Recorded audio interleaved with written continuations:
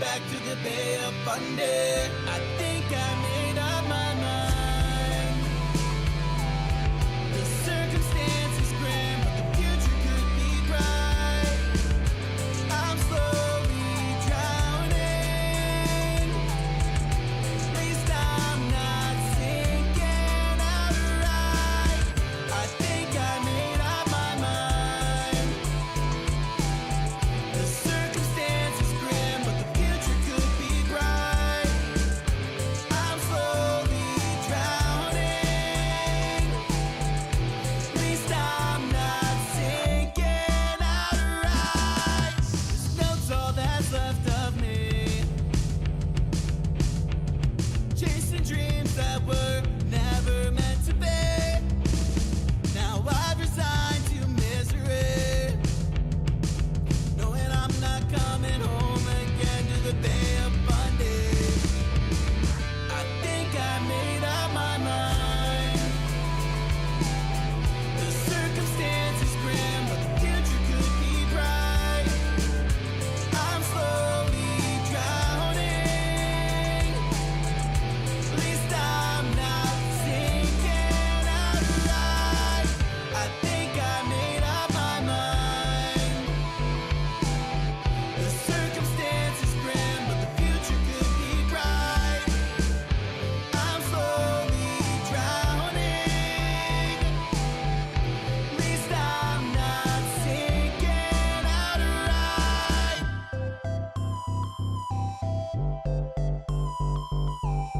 I think I made up my mind. Hello, hello, hello, hello. Welcome back to another stream. I hope you're having a wonderful Wednesday. Almost forgot what day it was for a second there. We're gonna hop into some Ace Attorney, but I am still trying to find the perfect angle. It's like comfy, but it also gets my voice well, and it's also not completely obstructing my face. I think this will do. Yeah, I think that'll do. All right, let's get into this game, shall we? Let's boot up some Ace Attorney because we got a lot of ground to cover.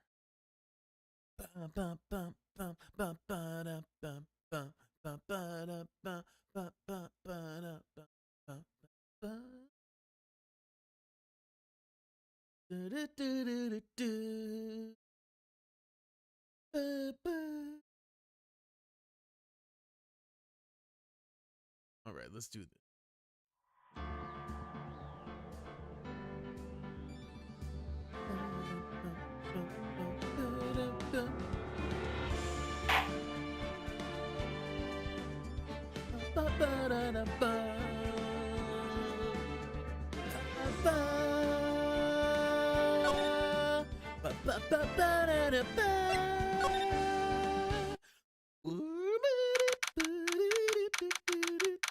Anyway, I love that song. January 8th, 9:46 a.m. District Court, defendant lobby number 1. Good morning, Mr. Wright. Good morning, Maggie. So, what do you think is going to happen today, sir? Yesterday's session didn't go so well and ended on a giant mystery. That's true. And we still haven't solved a single part of it yet. Are you okay, Nick? Huh? Oh, yeah, of course. I saw that. That little flash of doubt in your eyes. Here comes the first ad break of the day, then we'll be free for our first hour. Appreciate y'all. I'll see you in a few minutes. Oh, shit, my captions. I'm fucking off. Good bot. No, that wasn't doubt. That was, determination. Why don't I believe you? It's nearly time, Maggie. You'd better get going to the defendant's seat. Roger, don't let me down, Mr. Wright. I'm counting on you. We'll do our best.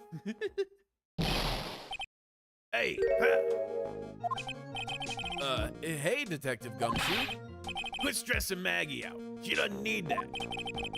How did you know she was stressed? I was watching through the doorway.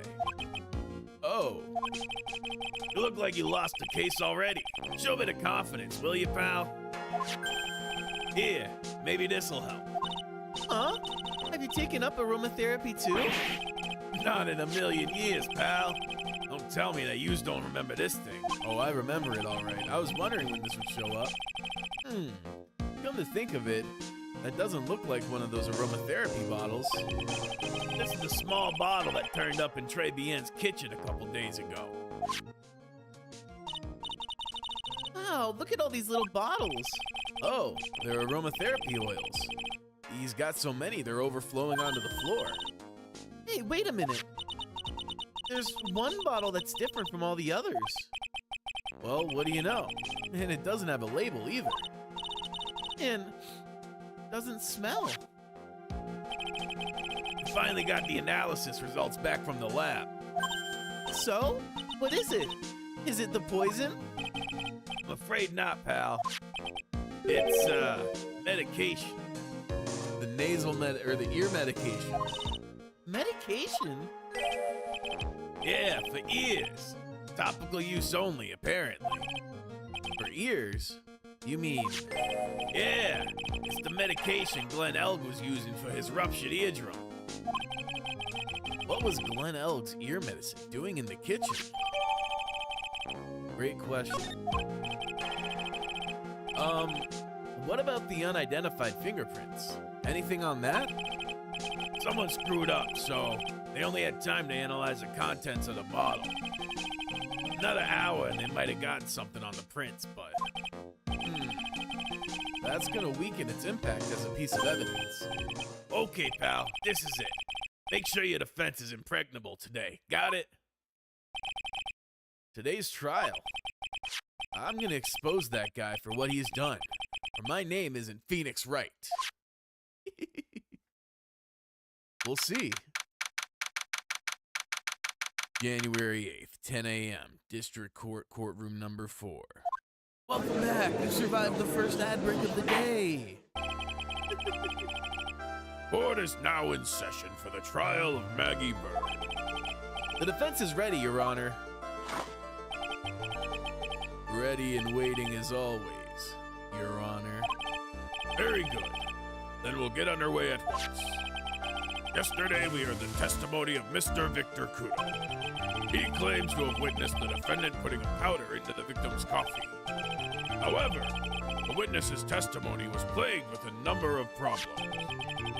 The mark on the rim of the cup shows that the victim drank from it with his right hand. But according to the old man's testimony, he picked it up with his left hand. Thank you, Mr. Godot.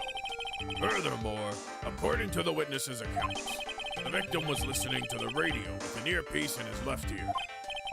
Yet the victim's left eardrum was ruptured, which made him effectively deaf in that ear. It's amazing how many contradictions a single case can have, huh, Nick?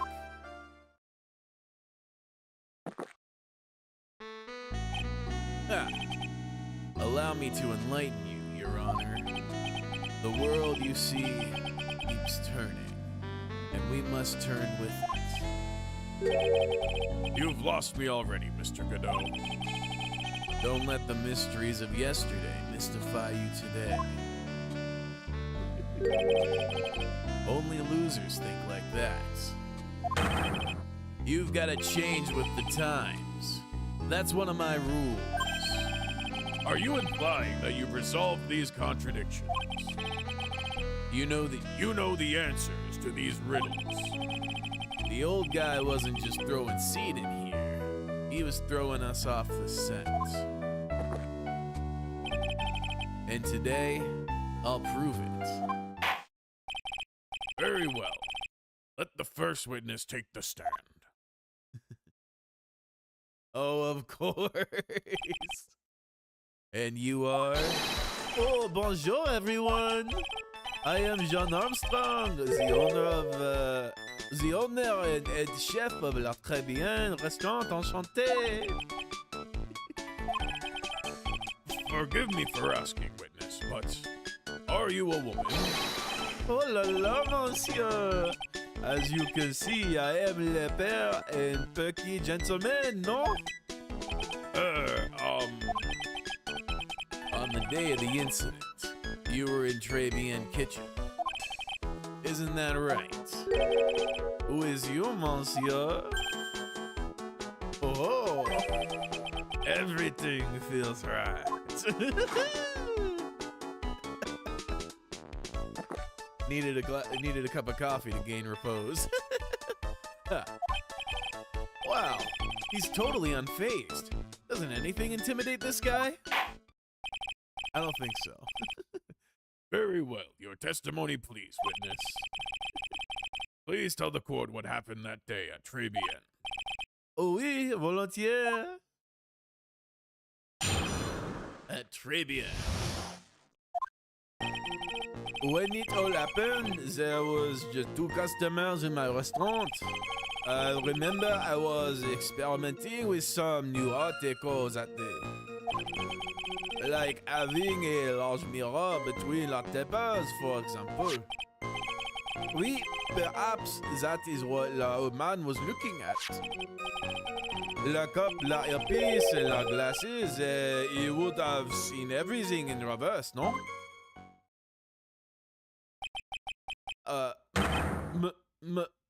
Mirror? Oui, un grand mirror. La most enormous mirror. Bro gotta work on his posture. That back gonna be hurting in a couple years. For real. Especially with that gut. Arching in like that. He gonna regret that. Even if he looks kawaii doing it. And suddenly, the mystery disappears.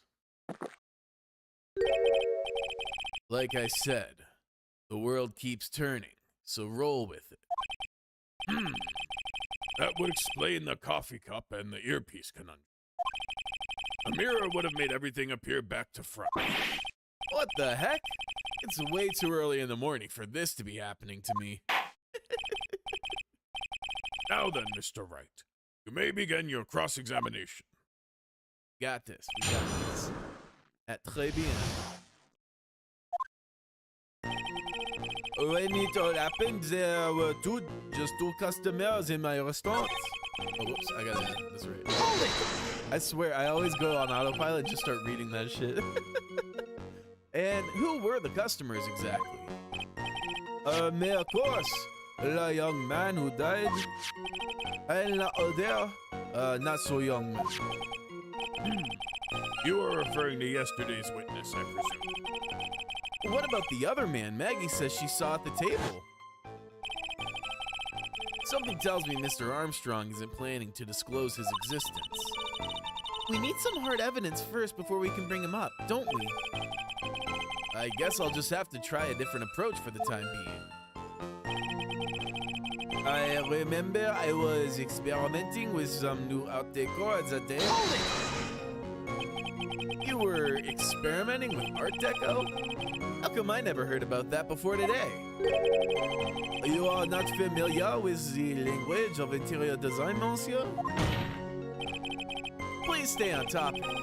Now, why didn't you tell the court about this before? Oh, but I did, just a few moments ago. Excuse me, Mr. Armstrong.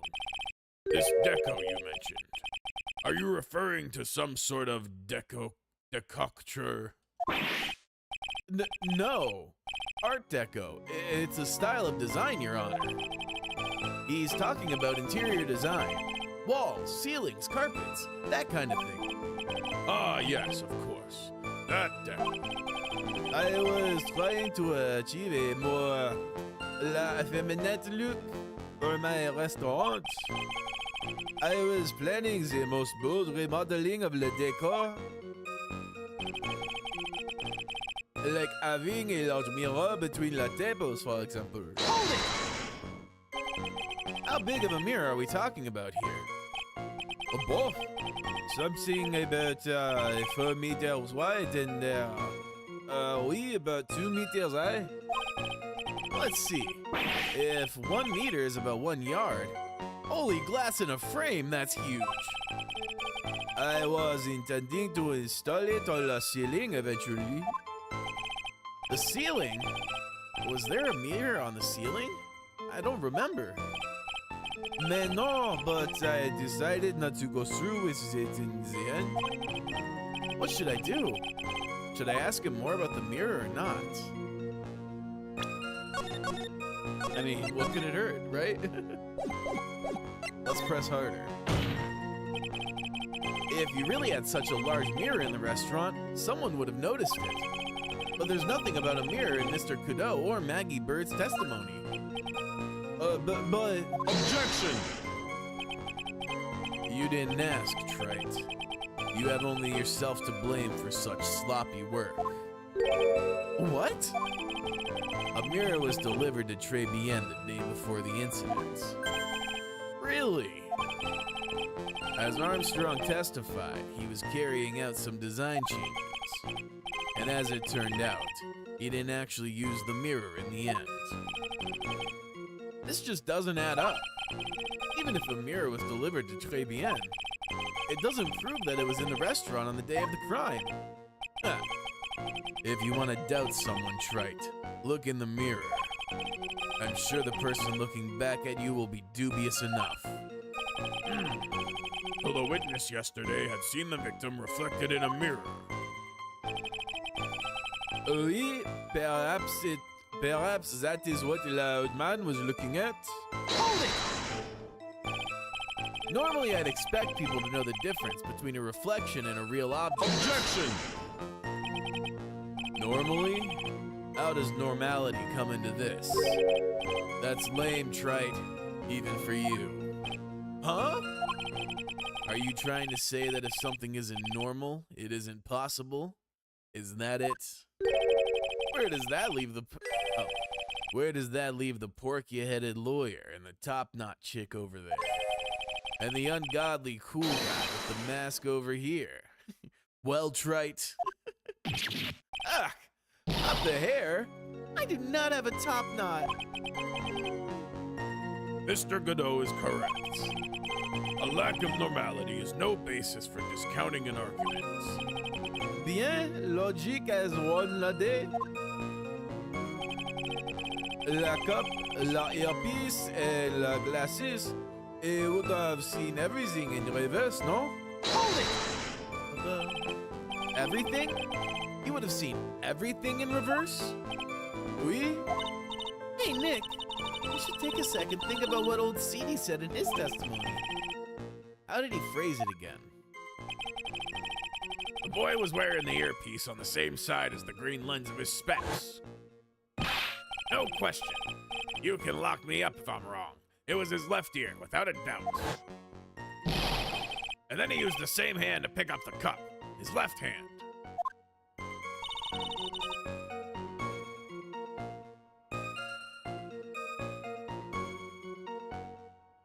If he saw everything he described reflected in a mirror, then everything he said he saw on the left was actually on the right, huh? And that clears up all the problems with his testimony. I guess. Or does it? Ah. It's kinda hard to believe everything's the fault of a mirror, but... Do you think old CD saw everything through a reflection? If he did, it would explain all the contradictions in his testimony. But that just makes the situation worse for Maggie. There's gotta be something in that old man's testimony. We've just gotta dig deeper. Okay, so it's time to present some evidence, I assume.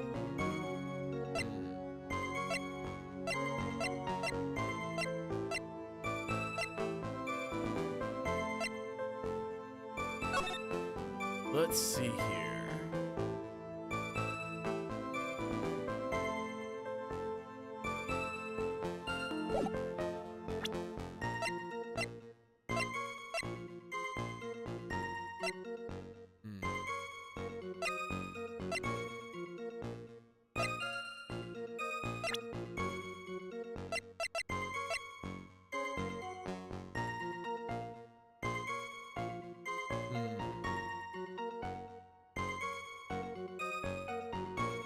HMD is over his left eye.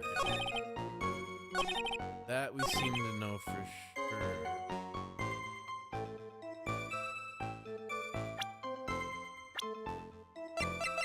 Objection! The coffee cup, the earpiece, and the HMD? Let's think back over Mr. Kudo's testimony for a second, shall we? The boy was wearing the earpiece on the same side as the green lens of his specs. Right. No question, you can lock me up if I'm wrong. It was his left ear without a doubt. We got him.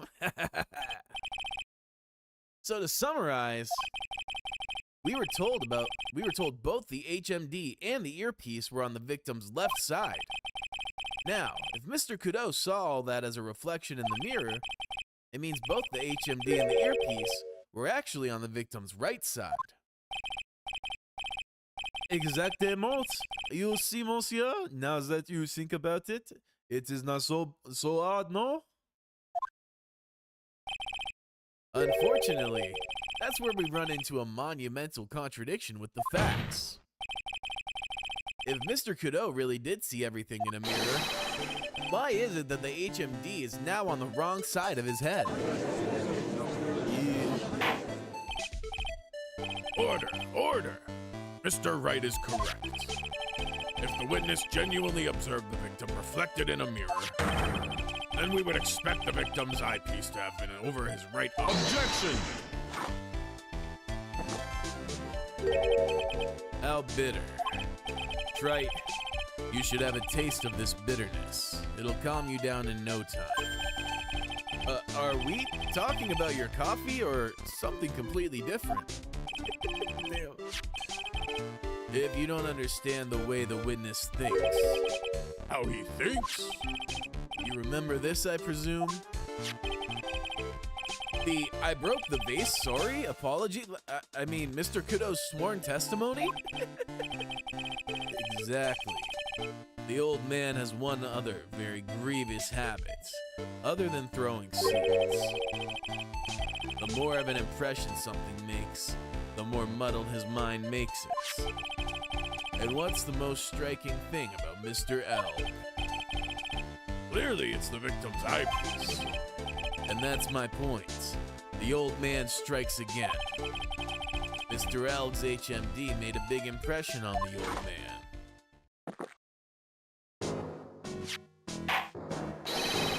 I saw the earpiece and those newfangled spectacles he was wearing. Oh yes, they were both on his left ear. Do you hear? His left ear. Well, Trite. That's the worst, but best impression of Kudo ever. Wow, I really thought he was old seedy for a minute there. Kudo's good. Enough. I must agree that yesterday's witness was irresponsibly rash in much of his testimony. Bad luck, Nick. Looks like the boil of a contradiction you found is just a rash. A mirror can't be beaten by a handful of seeds, nor can it lie. So, what exactly was the old man looking at? Fill us in, Mr. Armstrong. Go on. Tell the court. We're all ears. Oui, I can explain. Please, if you will look at the plans of the restaurant. The mirror. Hello, is everyone sitting comfortably? The mirror, it was in the middle of the restaurant, dividing the two halves. There is only one seat from which you could have seen an image of the victim. That was the seat at the table next to the victims.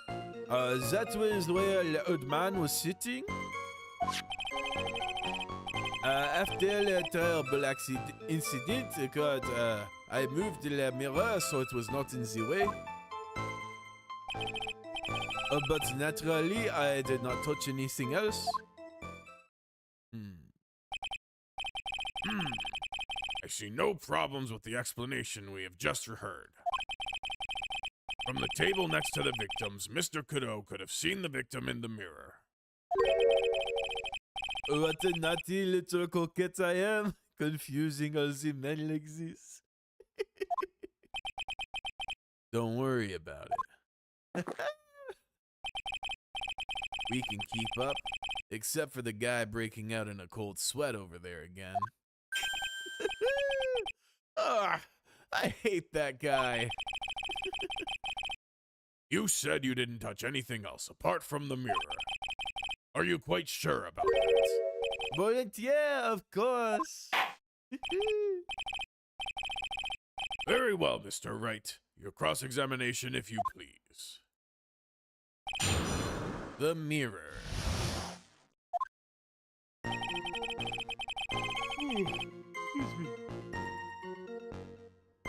La mirror, it was in the middle of the restaurant, dividing the glass. So, run this by me again. The mirror was here, correct? Oui? Oui? Really? Because I know if I were you, I wouldn't have put a mirror there. It would be in the way. Objection! Look who's talking, trite. Huh?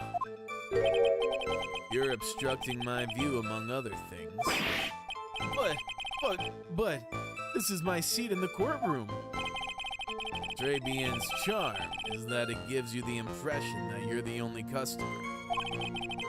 Temporarily placing a mirror in that spot would hardly be in the way. Unlike you, trite. I tell you, monsieur, la mirror was there in the middle of the restaurant. There is only one seat from which you could have seen an image of la victime. And where would that be? Oh la la, look how you lean towards me.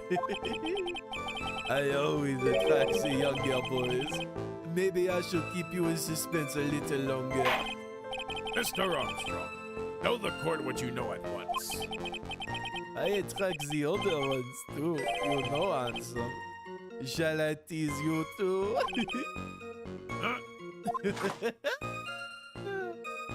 I love this. This is so funny. Oh my god. I'm already seeing a very hot someone, so I'm afraid you'll be waiting for a long time. What a Chad. I bet she has mocha cream skin and cappuccino perfume.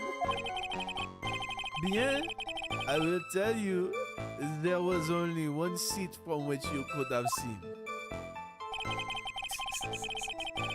That was... I'm sorry, this is just too funny. That was la seat at the table next to la victims. That was where the old man was sitting.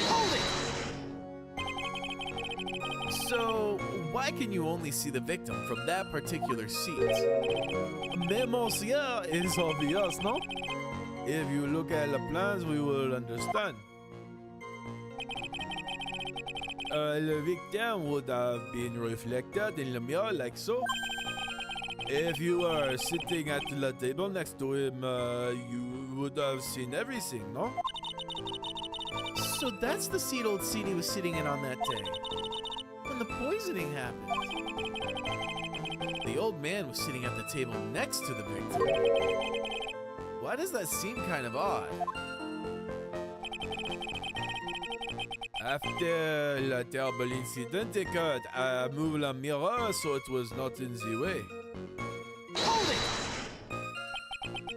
it! Did you move the mirror while Mr. Cadeau was off calling the police? Oui, exactement. I carried it out of the restaurant then. You moved a huge mirror like that all by yourself? What can I say? I know how to pick things up, handsome.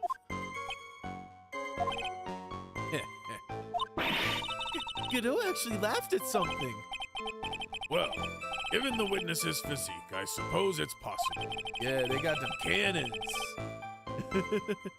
Did you move anything else from the crime scene, Mr. Armstrong? I look like the obliging type, no? But naturally, I did not touch anything else. Hold it! Are you sure about that? I touched nothing except la mirror. Mr. Wright, is there something the witness has said that doesn't match the crime scene? Yeah, there is. I just can't put my finger on exactly what. The ticket, right? Huh.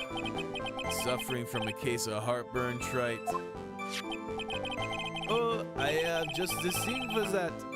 I know with golden myrrh and frankincense. Add a few drops to your coffee, and voila, enjoy. Focus, Phoenix. Breathe. I just need to ignore those two and find some evidence. It is pretty strange, though, isn't it? I mean, nobody mentioned anything about a really large mirror. You'd think someone would have, but Maggie didn't, and neither did old Seedy. Then the only logical explanation is that there was no mirror inside Très Bien that day. Now I've just got to prove it. Somehow. Okay. Let's see here. Excusez-moi.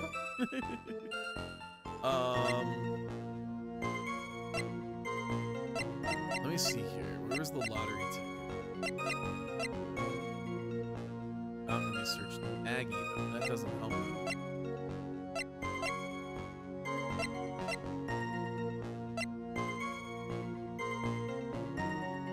Maybe this? A little more indirect. Let me save. And then obviously the fishy statement is you didn't touch it.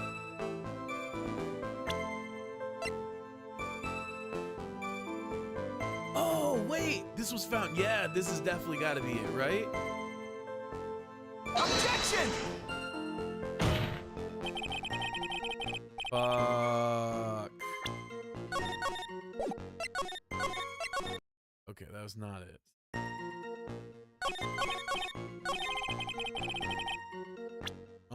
Let's try this then. Objection!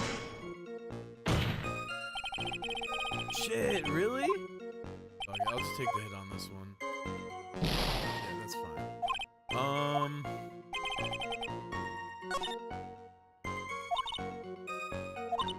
Yeah.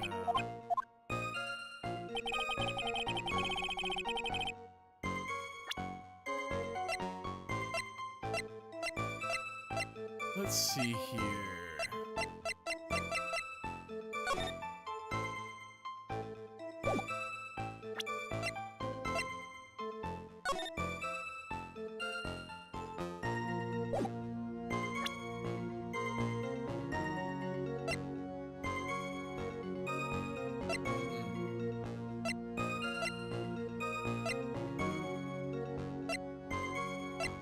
What about this?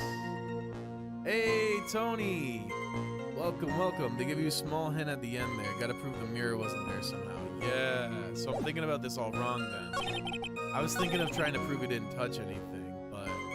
Alright, let's... Okay, so what proves that the mirror wasn't there? Okay, let's see here. So we know it's not this or this, and these don't really have anything to do with that, so we can write those off. I don't think of that.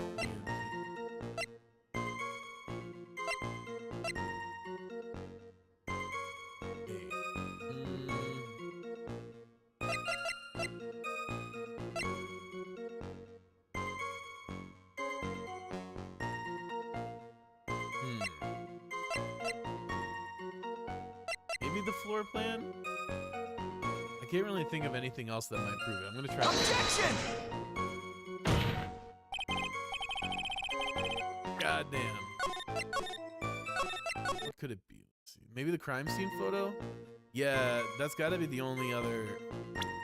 The photo didn't feel as strong, because they said they moved it, so I felt like they'd just be like, ah, well, we moved it. Obviously, it's not in the photo, but let's try it. Objection! Really? Maybe the wrong... Maybe I presented it to the wrong spot. Let's see. There's only one seat you could have seen an image of the victim. Let's see.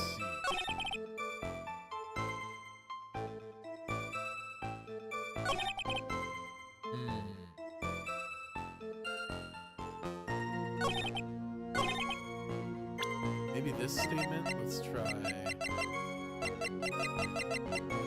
Objection! Hey, there we go. I think we got it now. I think we just needed to change up the statement. This piece of evidence contradicts with the testimony we've heard, Your Honor. Hey, appreciate it. Stay hydrated, folks. Cheers, Tony.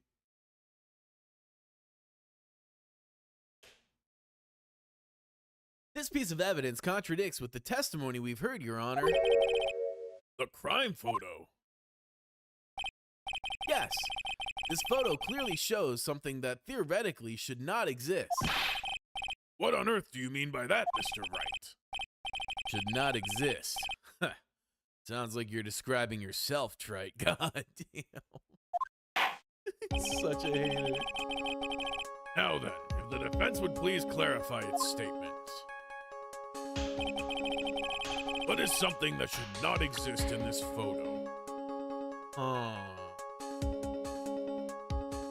Suffering from success. We got it right, but now what?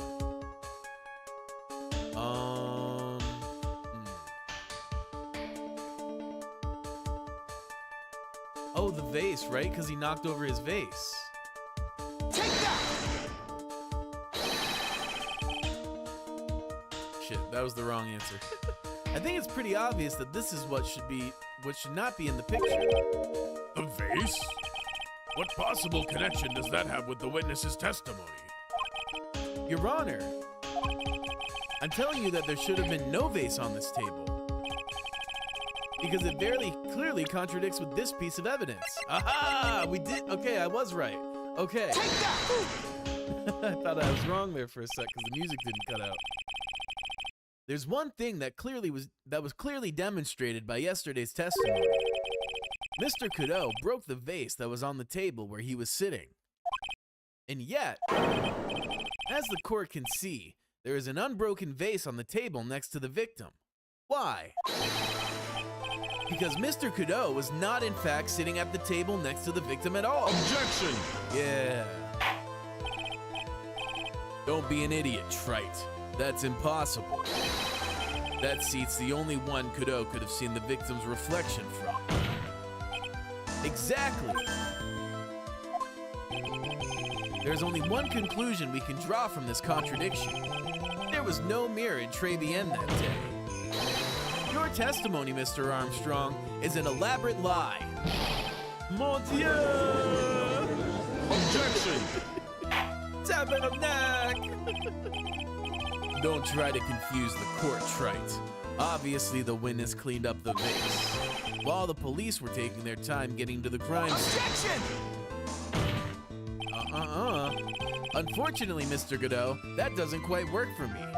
Mr. Armstrong already testified to the contrary. In his own words, I did not touch anything else except the mirror.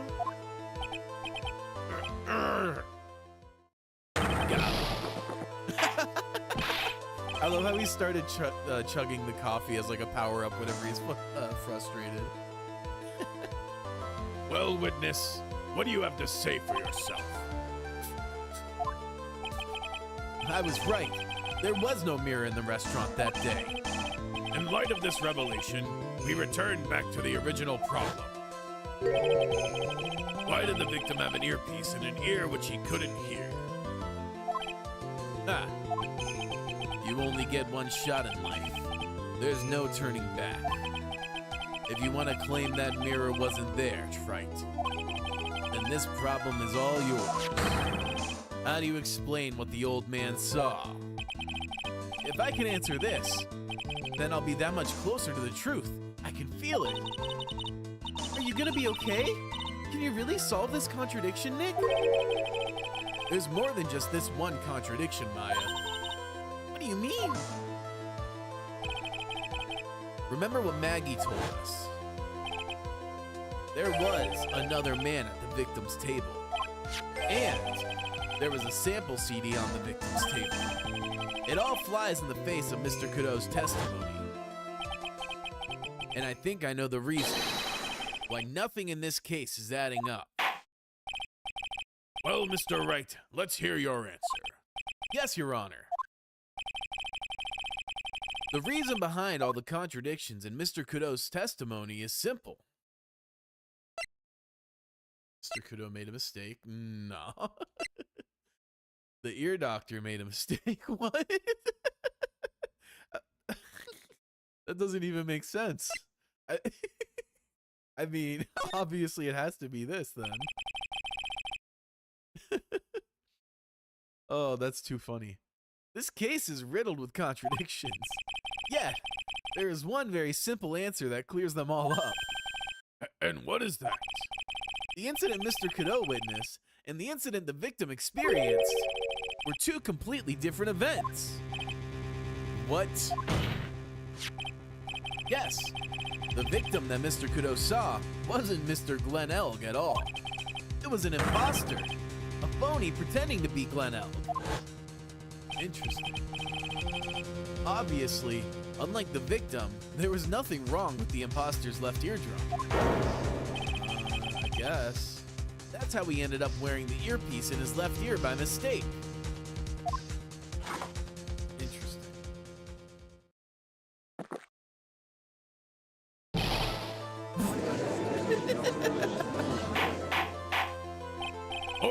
Order in the court. Settle down or I'll clear the court. Quiet, Gramps. Why don't you clear out of here, huh? What did you say? Trite. Are you saying that what Mr. Kudo saw was a setup? Yes. Someone pretended to be Glenn Elg and acted out the whole coffee poisoning. All for the express purpose of creating a witness out of one Mr. Victor Kudo. Objection! Get real, Trite. Why would anyone want to do that? Isn't it obvious? The thing Mr. Kudo was most insistent about in his testimony was... The serving girl brought him a Javachino, but she put something in it. That's the serving girl, right there in the defendant's chair. I remember her well. It's so hard to believe, but... There was one, and only one reason to show Mr. Kudo this fake poison. To show Maggie Bird in the act of poisoning the coffee. Objection! Are you insinuating that the waitress is the old man and the old man's story was a fake as well? It's true that there were no other customers in the restaurant at the time, but it's also true that the chef was there. He would have noticed what was happening. That's right. Well, witness, if your restaurant really was the scene of such theatrics, you would have known about it, correct? Oh la la! This is most difficult for me. Objection! No, it's quite simple. All you have to do is testify. You are under oath after all. Was there, in fact, a phony at Trebien that day? The defense demands that Mr. Armstrong tell the whole truth about what happened. The defense's request for additional testimony is accepted. You will accurately explain in detail the events in the restaurant that day. Oui. In the restaurant. La victim, Monsieur Elg, he came to my restaurant alone. I remember the old man arrived not long after him. There were no other customers. When he got word he won a lottery, Monel became very excited. It was approximately 5 minutes later that the poisoning incident occurred. No, there was no time for a phony to do the acting. Just so we're clear, there was no mirror in the restaurant after. Je vous demande pardon. Forgive me, Your Honor. I lied because I wanted this mess to be cleared up quickly. What you have just done is commit perjury, Mr. Armstrong. I will decide how to punish you later. Damn, they got to bring the fake Phoenix here. It's got to happen, right? Like, it feels inevitable at this point. That's going to be a riot. I can't wait to see the judge's reaction, especially. It's just, it's a shame Payne isn't here to witness his folly. Ooh. For now, we will hear your cross-examination. Mr. Wright, if you please. He took that perjury charge a bit too well. But I'm guessing he'll be in more serious trouble after this cross-examination. Let's do this. Hold it! Was he alone at his table as well?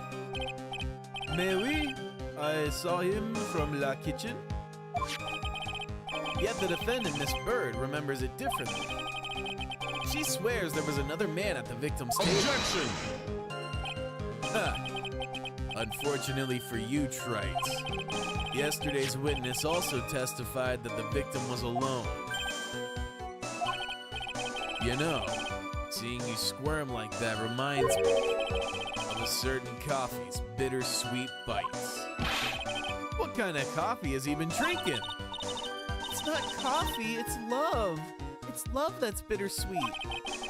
Hearing Maya say that makes her seem wise all of a sudden. I remember the old man arrived not long after him. Hold it! By old man, you mean Victor Couteau, correct? Oui, he comes often for my special coffee. I drank your coffee once, Mr. Armstrong. It's special, I'll give you that. It's worth a sip just for the experience. Oh, you make me so happy, monsieur. You're most welcome anytime. I said it was worth one sip, and nothing more. So old Mr. Couteau arrived at the restaurant around the same time as the victim.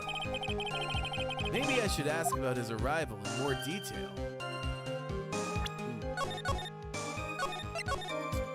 Let's see. How many minutes after? What time was it? Let's see the time. I feel like that's more important. Out of curiosity, about what time was it when Mr. Couteau arrived? Oh no, I cannot remember, monsieur. I believe we were told by a witness yesterday. The crime was reported at 2:25 by a kind of scary old man, sir. Does that perhaps jog your memory, witness? The incident happened about 20 minutes after he arrived. So, the victim must have arrived between 2 p.m. and 2:10, no? Just after 2, huh? Thank you for your help in jogging my memory, monsieur. You are wonderful. I can't sit here all the time and do nothing now, can I? The time of day will be added to the witness's testimony. Oui, monsieur judge. Everything I do it for you. Merci bien. That's French, isn't it?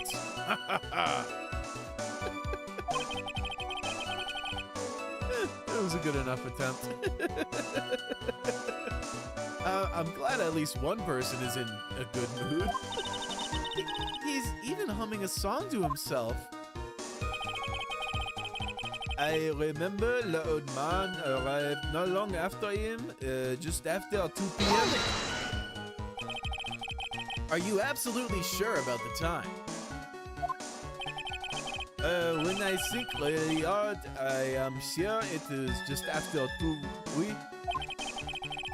It is the time I stop serving la lunch menu. Quite right. I always break for lunch when the restaurants are serving their specials. I've been known to wind up a case early just to make it on time. The time's got to be a contradiction, right? It's got to be. It's got to be. I'm not sure how yet. I'm going to look at our evidence once we finish the cross-examination, or at least like going through the statements. But I feel like that's definitely got to be the money. I guess you should never get between a hungry judge and his lunch. Oh, would you look at that? It's almost lunchtime already. Witness, get on with your testimony, please. There were no other customers. Hold it! So your only customers were Mr. Kudo and the victim? Objection! How many times do you need to ask the same thing, trite? You'd never catch me drinking the same blend twice. Huh? You're trying to establish the presence of a phony victim in the restaurants, but you're wasting your time. You can't grind birdseed to make coffee, if you catch my drift. But there's a hole in his testimony somewhere. I'm sure of it. Just realized I'm drinking coffee right now, and then I see Godot. It was fate. What goes better with a trial than a little bit of coffee? Godot would be proud. When he got word he won the lottery, Monel became very excited. Did you see him? No, I was in the kitchen, but I heard him. I remember him shouting, "Yes, $500,000. Presumably, the defendant heard that too then, correct? Maggie? She looked like a poor little frightened dove. And what about Mr. Kudo? The old man choked on some birdseed that got stuck in his throat. It seems we now have yet another incident on our hands. It was approximately 5 minutes later that the poisoning incident occurred. And what were you doing at that point? Without any customers, you must have had time to kill. I am a multi-talented woman, monsieur. Sorry, what do you mean? There is le renowned chef Jean Armstrong and le tragic poet Clarice Armstrong. Clarice! Oui, I was writing a poem, an angry tale of a chef in $500,000 of debt, looking for a man who won $500,000 on a lottery. It is called Pourquoi? It means why. Perhaps I could recite it for the court. Please don't. No, there was no time for a phony to do the acting. You mean you contacted the police as soon as the incident occurred? I asked the old man to call from la payphone. By your own argument, trite. The purpose of this phony victim's performance was so the old man would see it. In other words, once the incident occurred, this opportunity would completely disappear. Indeed.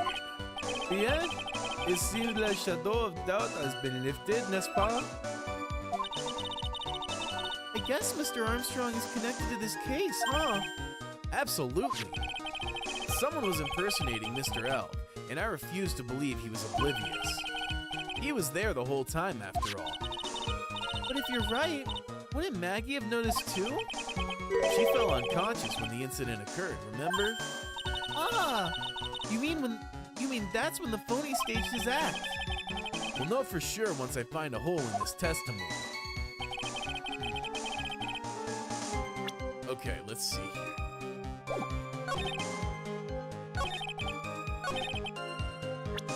Just after 2. There it is. It would have been between 1:30 and 2 p.m., so that's not a contradiction there.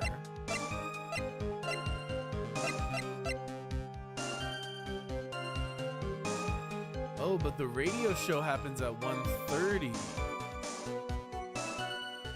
Objection! I should have saved. Nope, we're good. I'm afraid I finally got you, Mr. Armstrong. What? What do you mean? At the time in question, the victim was listening to the radio with his earpiece. The show he was listening to was Millionaire Radio. Each week, they announced the winning numbers of the $500,000 lottery ticket. Oui, that must be la show mon elk was listening to. I can't see any problem with this testimony, Mr. Wright. I wonder. Excuse me?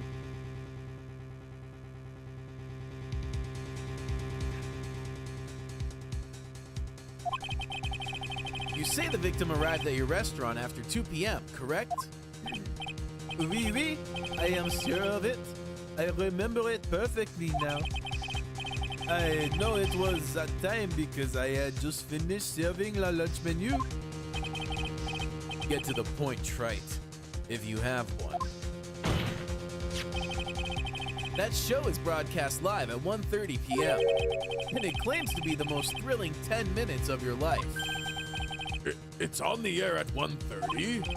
Now, supposedly the victim made some noise when it was announced that he had won. And yet, I don't believe his cry of joy could have occurred after 2 p.m.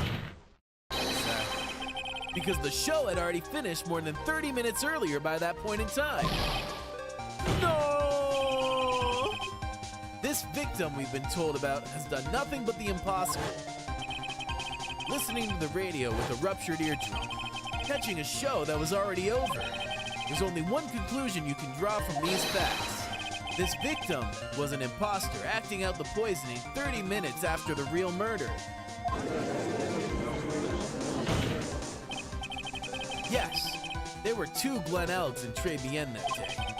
The real Glen Elg, now dead, having been poisoned by the real killer, and the phony Glen Elg acting out the events for Mr. Cadeau to witness.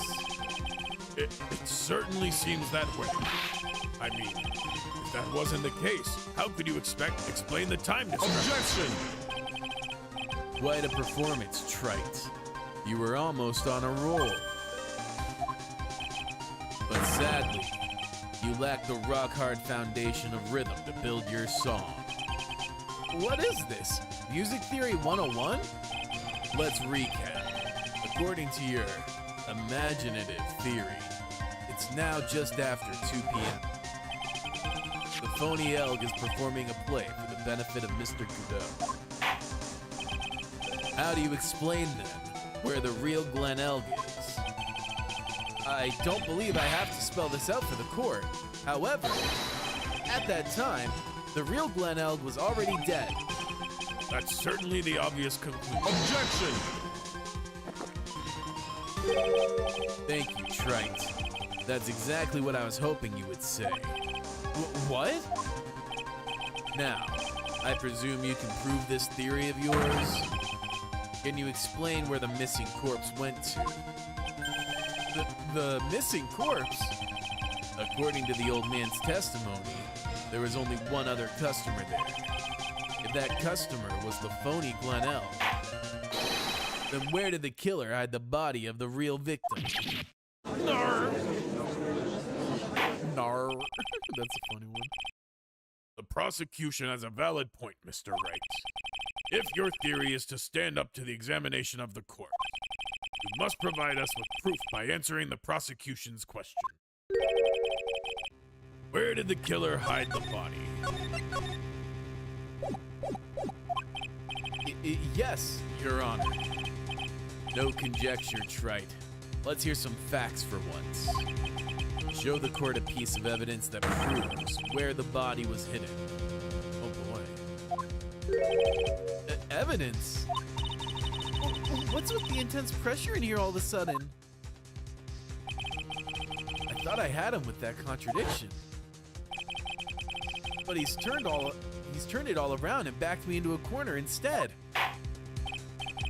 Well, Mr. Wright, the court will now hear the defense's theory and evidence. First, where was the body of the real Mr. Elg concealed? Oh, damn, that's a great question.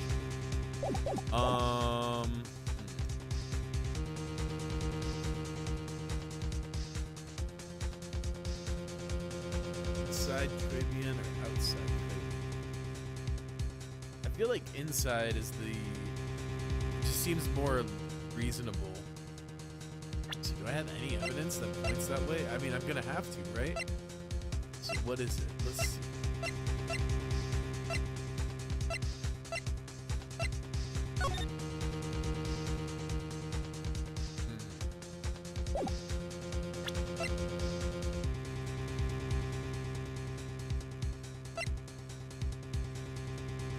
Photo of the scene taken from near the kitchen.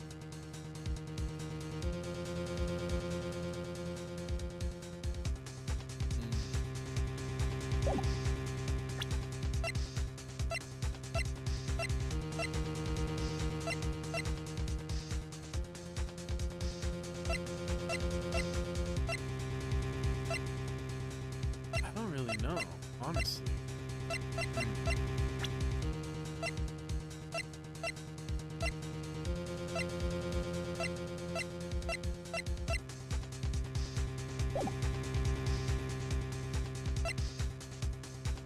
Because we're gonna have to prove it. I don't really have evidence either way. I'm gonna say inside. It would have been too dangerous to take the body outside. Obviously, the body must have been hidden somewhere inside Très Bien. Interesting. But where could a body have been hidden? Inside a restaurant? Perhaps you would care to show the court on these plans, Mr. Wright. Yes, Your Honor. Okay. The exact location where the body was concealed is... He's sitting here and he's on.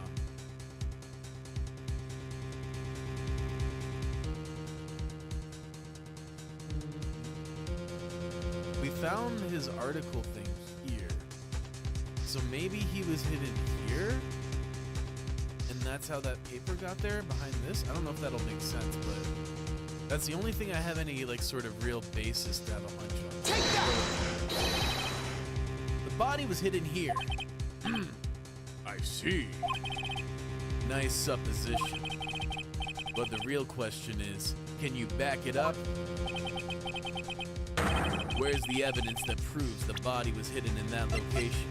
Yeah, see, because I knew I was going to need evidence. This is the only kind of evidence I had, so let's go with that. Take that! Fuck. Too bad. I don't think you'll ever really grasp the heart of rock and roll. What are you talking about? He means that your evidence is irrelevant, Mr. Wright. Come on, Nick, you've got to think it through. Feel the beat and then hit him with some heavy metal.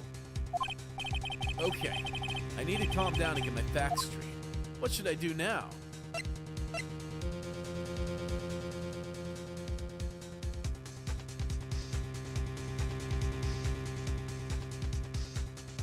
Okay, so it has something to do with the CD. But I don't remember where I found the CD.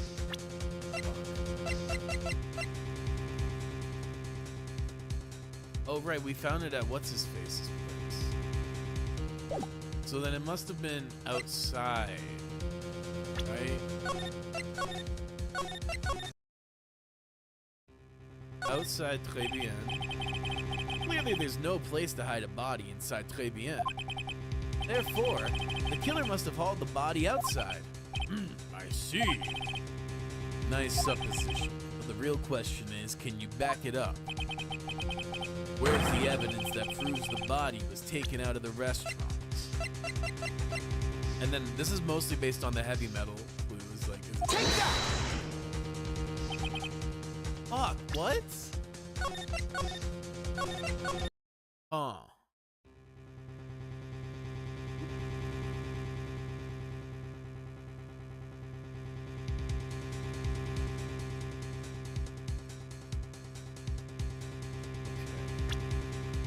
What evidence do I have? It's not this.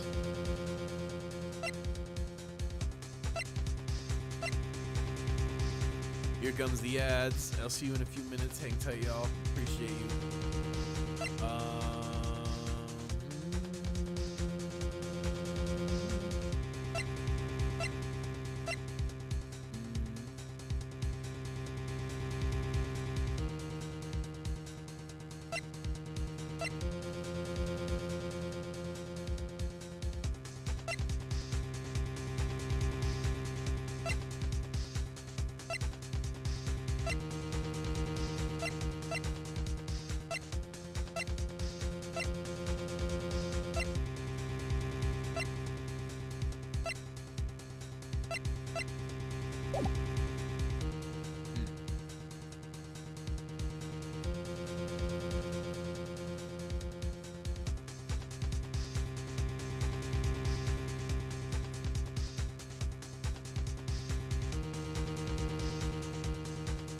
let's go back with the trivia.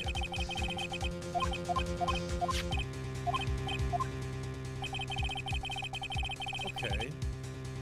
I don't know why I didn't process this, but kitchen might be a good spot. Take that! The body was hidden here. I see. Nice supposition. But the real question is, can you back it up? Where's the evidence that proves the body was hidden in that location? That might work. Take that! Mr. Armstrong, do you recognize this bottle? No. I have never seen that ugly bottle before in my life. I only use the very best bottles, monsieur. The highest quality only for me. Where was this bottle found, Mr. Wright? Interestingly enough, Your Honor, it was found in the kitchen of Très Bien. Quoi? But I only ever use these bottles for my aromatherapy oils. But this bottle doesn't contain aromatherapy oil, Mr. Armstrong. No, it contains a medication. What kind of medication? I'm sure everyone remembers, don't they? That Mr. Elk visited an otolaryngological clinic and was given medication that day. You can't be serious.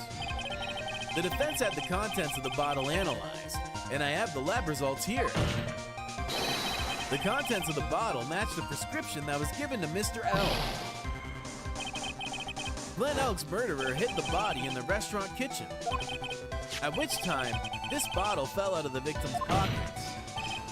Mr. Armstrong, when the incident occurred, didn't you say you were in the kitchen? Mon Dieu! Yes, you know what I'm about to say. It was you who hid the victim's body. You did a fine job pretending to defend my client, Maggie Bird, however. You were setting her up to take the fall behind the poor girl's back. No! Order! Order! This is an extraordinary development. Witness, did you murder Mr. Glenn Elk? Never! I could not do such an horrible thing! No!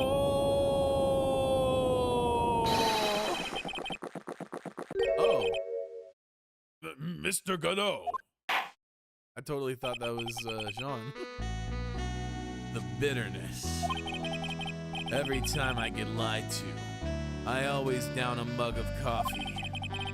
That's one of my rules. Do you have do you have the slightest idea how many cups you've had by now? Then I like to do the same to the person who lied to me. I like to take them down with my empty cup. Listen up, chef. How about a brand new flavor in your ear? My H-deficient friend. H-deficient? Je vous demande pardon. Please, you must hear me out. It is a trap. Listen to me, por favor. Yeah, I was like, wait a second. He switched language.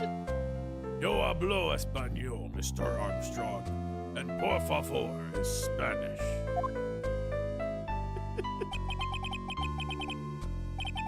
I'm only gonna ask you once. Did you do it?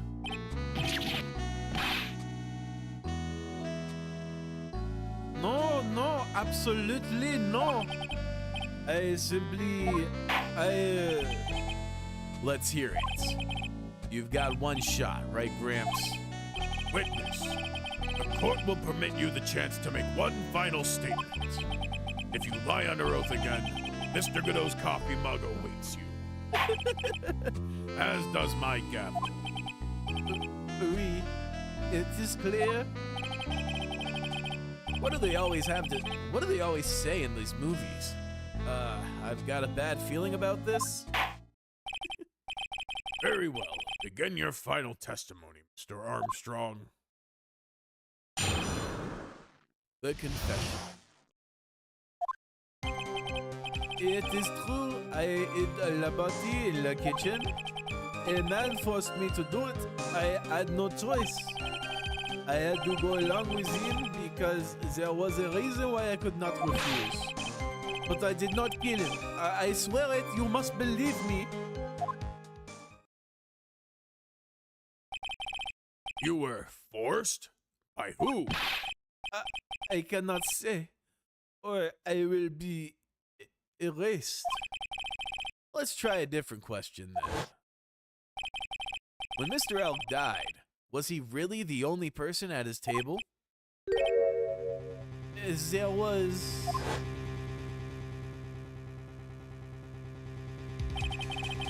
There was another man. I knew it! Maggie was telling the truth. You may cross-examine the witness now, Mr. Wright. There's just one more thing I need to do. I gotta break this guy and tell him to tell us the name of the real killer.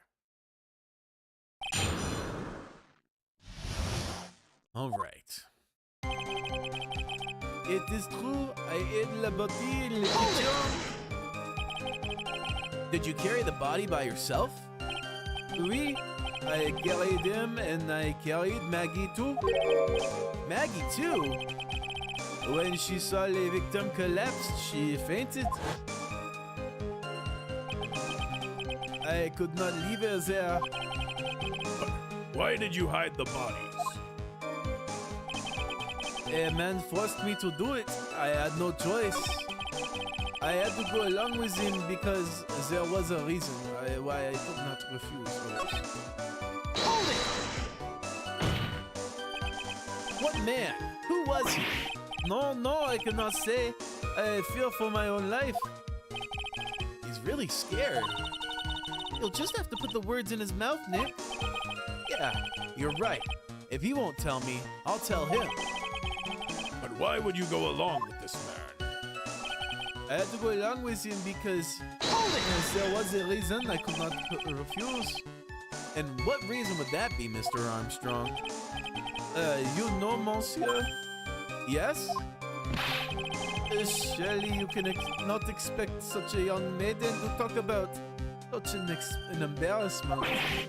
A maiden? You're a bit old to get away with that. And a bit too male. I can't finish the cross-examination without establishing his reason. So I'll just have to prove it with evidence. But I did not kill him. I swear it, you must believe me. So, you are claiming that all you did was hide the bodies? Is that correct? Oui, that's right. If we are to believe you, Mr. Armstrong, you must tell the court everything. You must make clear the identity of the man who ordered you to do this. He's already confessed this much. He might as well stop dancing around the real issue. Yeah, but he really doesn't want to tell us who the killer is. Then sock it to him, Nick. Yeah, that's not a bad idea. Okay, well, we do know his reason. So let's start there. Objection! You have a $500,000 debt, don't you? $500,000? Is this true, Mr. Armstrong? Oui, je suis désolé. I was a weak and I borrowed la money. This is Mr. Armstrong's Achilles heel. And that's why you couldn't refuse anything he asked of And that's why you couldn't refuse anything asked of you by this man. Take that! Bada bing! A $500,000 loan from a black market loan shark. And you had no way of paying it back, did you? That's why you were forced to do anything. This man told you. Oui, it is as you say. Mr. Armstrong, le tiger, he told me he was going to use my restaurant for a business rendezvous. On the day in question, he was meeting la victim to demand that he repay his loan. I don't know why it happened like that. I just did what he told me to do. I had no choice. I carry the body and la inconscient Maggie out of the dining area and to the kitchen. After that, I just tried to forget what I had seen. I think we can now safely say that the man who forced your hand was Mr. Furio Tigre.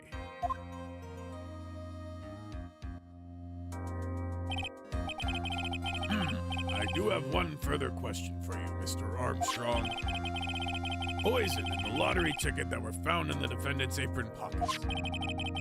Was that your doing as well? No, I knew nothing about that. Making it look like it was Maggie who had done it, I was not. It is despicable. Mr. Godot, you will summon this Furio Tigre as a witness. I doubt that can be arranged today, so we will adjourn for now. Proceedings will continue tomorrow.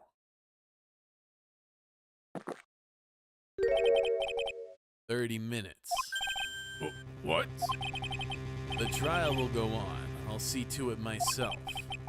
I need half an hour to get that guy on the stand. Not a minute more. How the?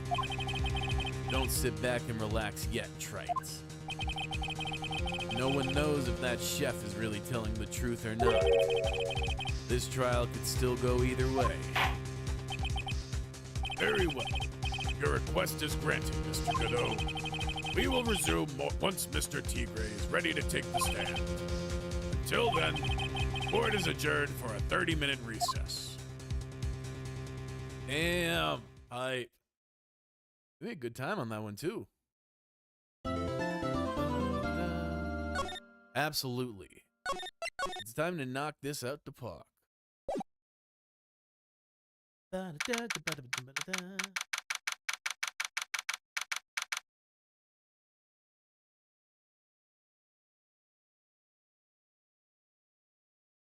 January 8th, 1:21 p.m. District Court, Defendant Lobby Number 1. So we're finally gonna see the tiger on the stand. We've almost got this case won now, Nick. I wish I could agree. Huh? When I cross-examined Mr. Armstrong just now, he said he was just doing what the tiger told him to do. But Godot picked up on it, remember? He pointed out that without proof, we don't know if what he testified is the truth. You mean, you think Mr. Armstrong was lying? I don't know. But if that's the line the prosecution takes, we could be in trouble.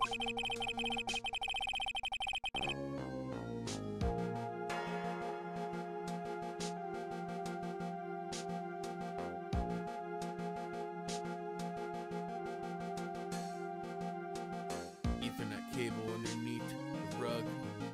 Not letting me move.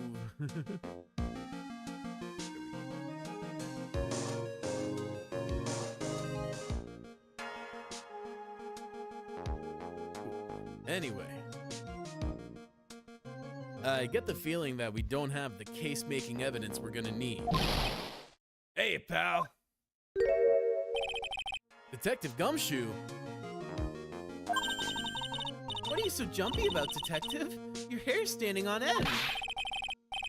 Hey, that's the pot calling the kettle black, little Miss Top Knot. It's not a top knot. Never mind about their hair. Just calm down, all right? I can't stand still when I don't have a job to do.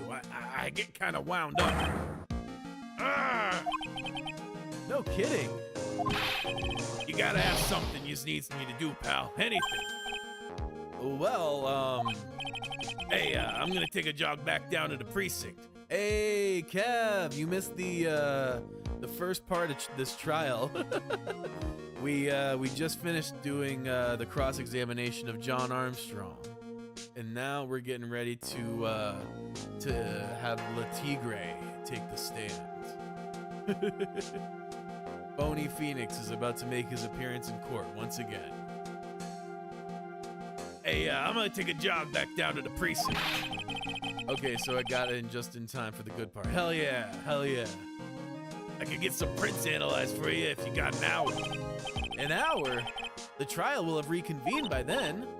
But, Nick, we still don't have a really decisive piece of evidence, right? True. Without some kind of trump card to pull out of the bag, we're really stuck. You said you could get some fingerprint analysis done in an hour? You bet. In that case, would you mind checking the prints on this for me? Oh God. Oh God.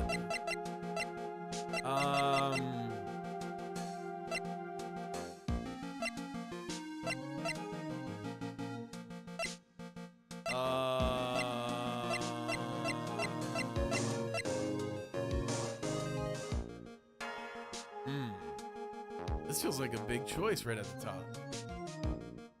I feel like it's gotta be this, right? Is he gonna... Oh man, what if I give him the wrong thing? Am I gonna be like fucked? Gotta be in the green bottle, IMO? Oh, the medicine bottle? That's a good point too, yeah. Oh, right, because it has the unidentified fingerprints. Duh. Take that! Yeah. I was overthinking. If you're going back to the station anyway, could you find out whose prints are on this? Oh, hey, that's the small bottle I gave you back this morning, right? Yeah. I think it's time we solve the last mystery of who the prints on it belong to. Sure thing, pal. Actually, that's been gnawing at me, too. Small bottle given to Detective Gumshoe. Okay, I'll get this off to the lab right away. Just make sure you don't lose the case before I get back. Yeah, for real. This is pretty much the final showdown, I guess. It's time to separate the phonies from the real guys. Hopefully.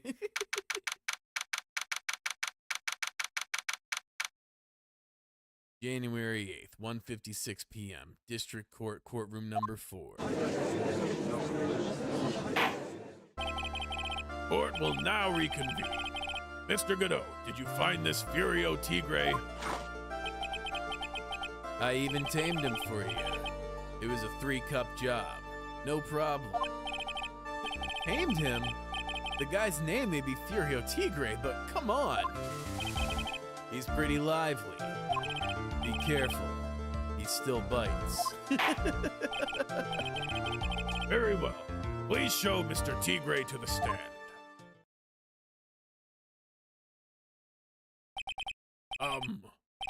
Witness. Please state your name and occupation for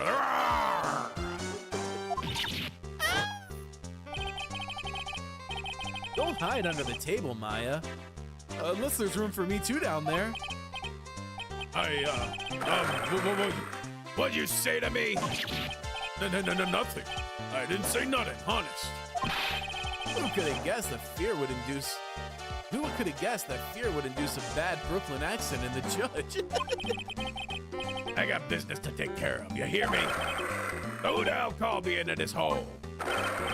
Was it you, Spiky? No, of course not. It was the judge. Your Honor? Oh dear, I seem to have dropped my pen. Where on earth is it? Don't mind me. Just carry on with the proceedings as normal. That's it.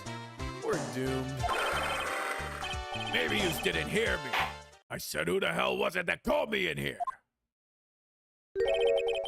There's no need to shout. We can all hear you. What do you say? There's no point struggling. You're caught in a snare.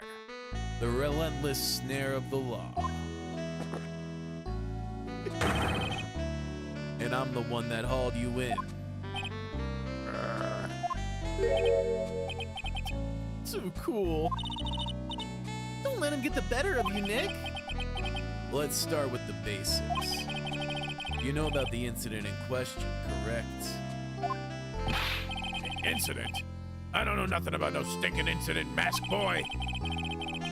You mean you didn't attend the previous trial of Maggie Bird?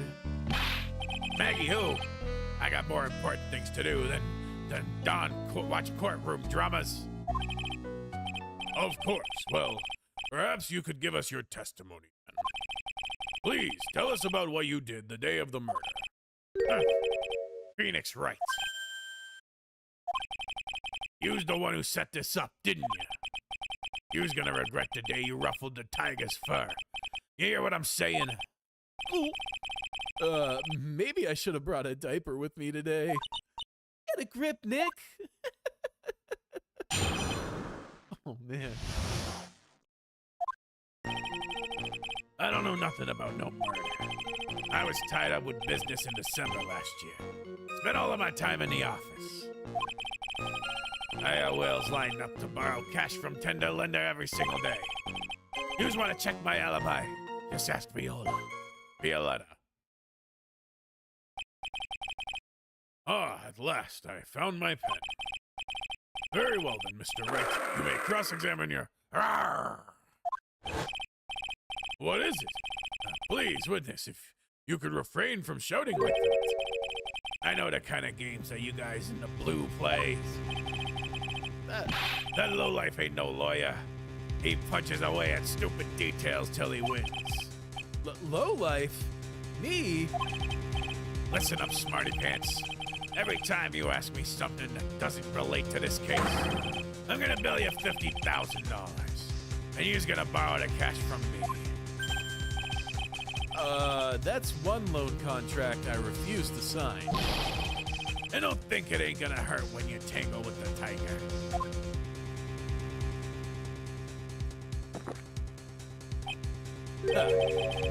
I love a good spectator sports. Just a minute. That's really nuts. The witness is, how can you put it? A hungry tiger roaming the urban jungle. Get on his bad side, and he'll bite everyone's heads off. Yours too. Very well. I have no choice but to impose a penalty system here. You better be listening. I said I got business to take care of. Big business. If I don't split now, I ain't gonna catch my bus. The court will impose a penalty for any irrelevant pressing of witness testimony. Ah, fuck. Damn it. Okay. Okay, we got this. We got this. Okay. Gotta lock in.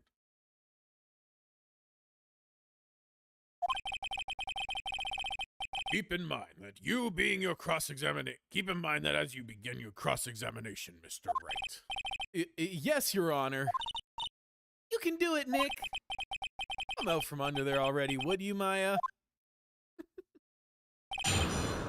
Okay.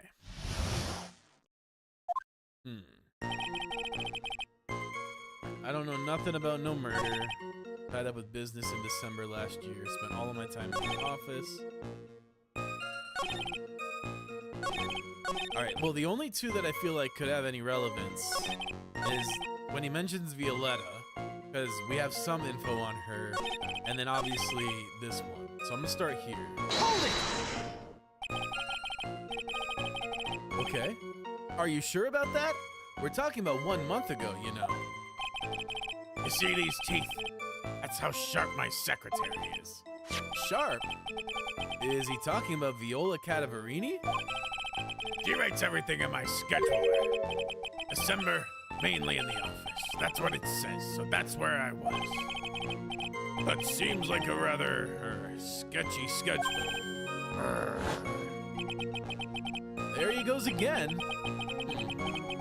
What the tiger did all December isn't the issue.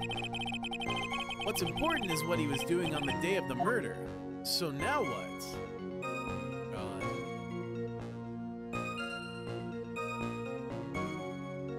Fuck it. Wait, can I save? Okay.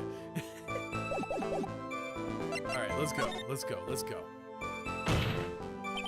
Mr. Tigre! What is wants? If you wouldn't mind going into a bit more detail. Objection! This is a dead-end trite, and you know it. remember the rules. Objection! No! It's essential that we establish the witness's alibi accurately. I agree. The victim was killed on December 3rd. Were you in the office on that day too? Maybe yous ain't listening. Of course I was. I never set foot outside.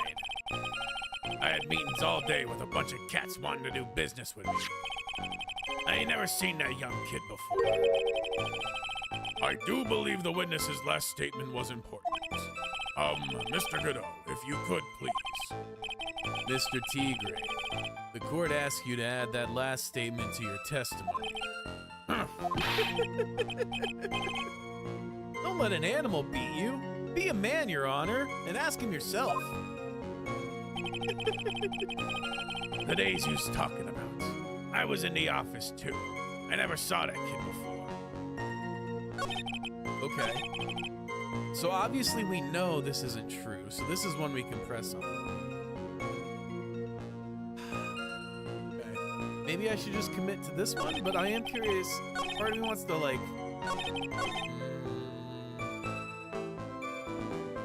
Can we prove that he was there, though?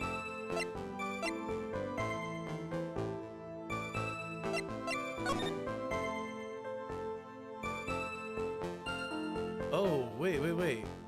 Ha ha ha ha. Is this a mask to mask reference? I just realized. You probably gotta press first before evidence. That's fair. Yes, lol. That's awesome. That just hit me. Alright. Hold it! This isn't the one I wanted to press on. Old habits. It's tough for the little guys these days. Small businesses are feeling the pinch. Bosses of companies like that want to get in good with me. I'm their best friend. I see. It's very admirable of you, witness. Yeah, well, and the lender's motto is win through compromise, you know? Win through compromise? What is that supposed to mean? Compromise the customer to win. That's what it means. You've got it? I mean, that's the motto of every company in the US, so it sounds like a winning strategy. With best friends like you, who needs enemies? Here, let me spell it out for yous all. You don't pay me back within 3 days, Spiky. Take what's due, and you stupid. This follows what I'm saying. But I'm not one of your customers. No, I don't.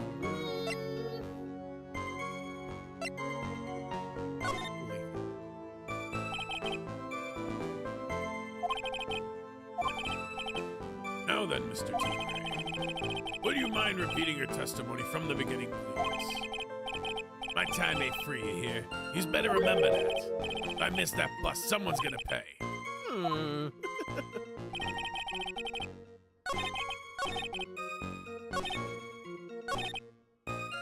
Hold it!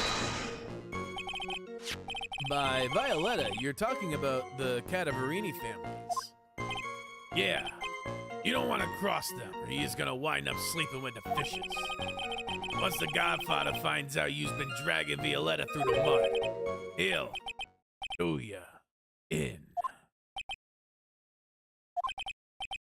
Sorry, I couldn't quite put it all together towards the end there. He said that just like Viola, didn't he? I get the feeling this might not be the right time to probe him about her. Fair enough.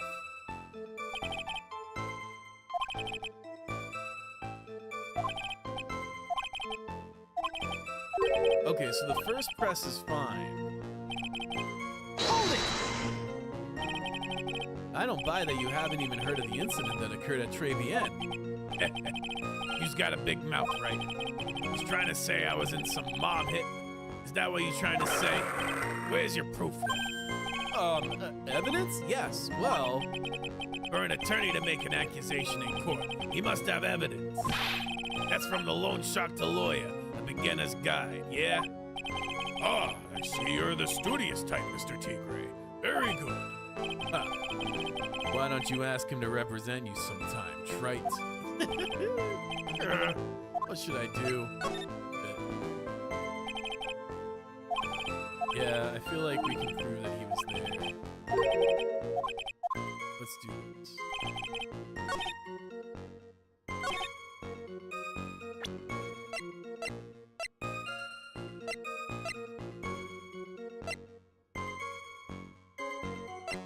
He never saw him before.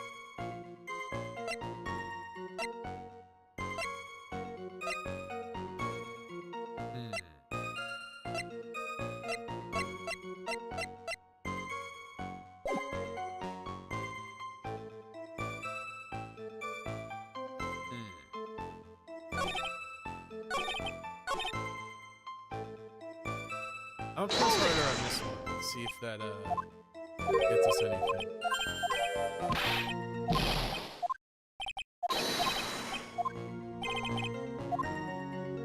Let's see. Mr. Tigre, what do you wants? If you wouldn't mind going into a bit more detail. Objection! This is a dead end trite and you know it. Remember the rules. Well, so much for that. Okay. That's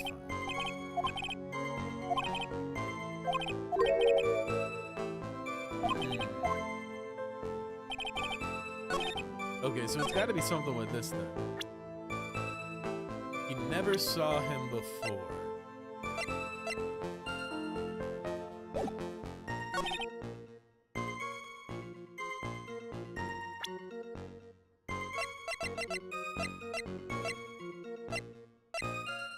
Let's see.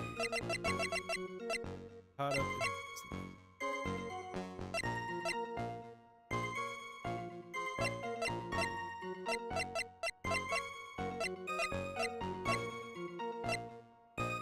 Do I not have that letter anymore about the car repair? Let's see.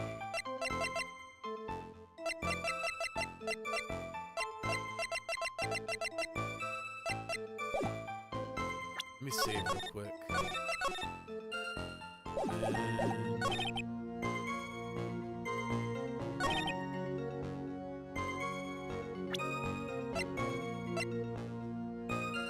Objection! Nope.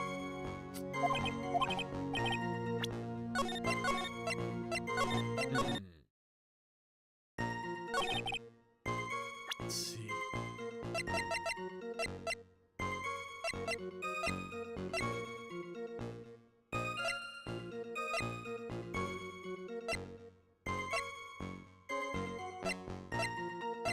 Oh wait. You never saw him before, but you had this in your office. Objection! What? That's bull.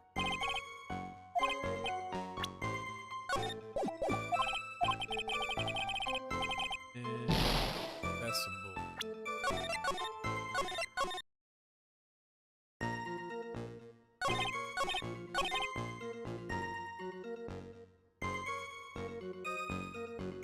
I don't remember. Did we press on this one?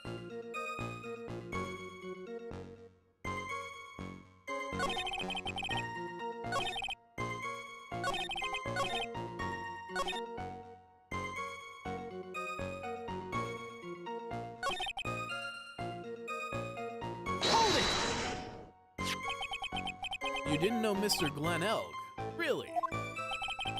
I don't mess with the guppies when they're big a fish to fry. Oh, maybe I forgot to press on this. What do you say, boss? Who, me? How's about I hit you with a fat $200,000? Well, I was thinking about purchasing a nice car from Europe. He's seriously considering this? Wow, the Tiger's a really good salesman, huh? Yeah, and if I want to sell this case, I need to copy him. How about you hit him with a fat piece of evidence, boss? I wish it was that easy.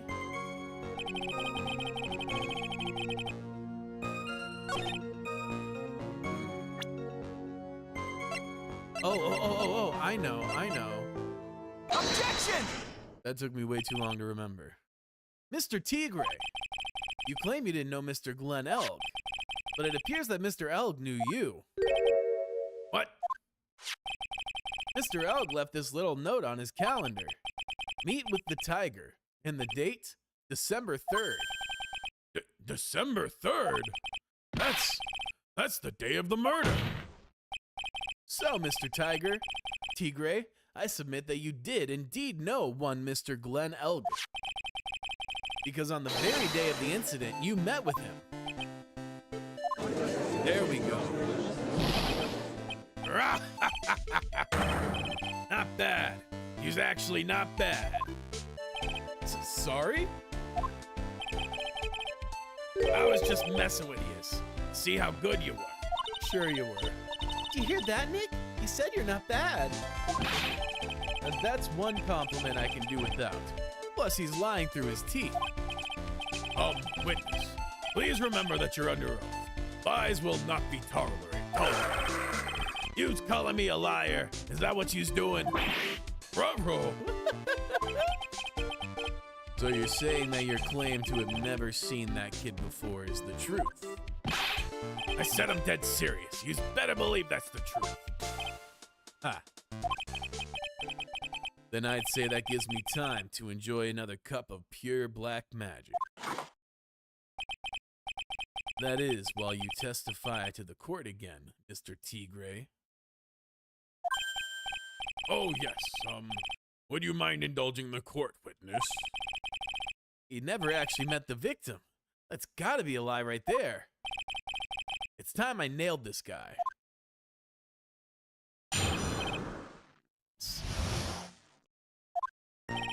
I ain't no liar. I never met Glenn Elg. There was some lame guy with that name, though. Wanted to borrow cash from me. Set up a meeting with the guy in my office, tender lender.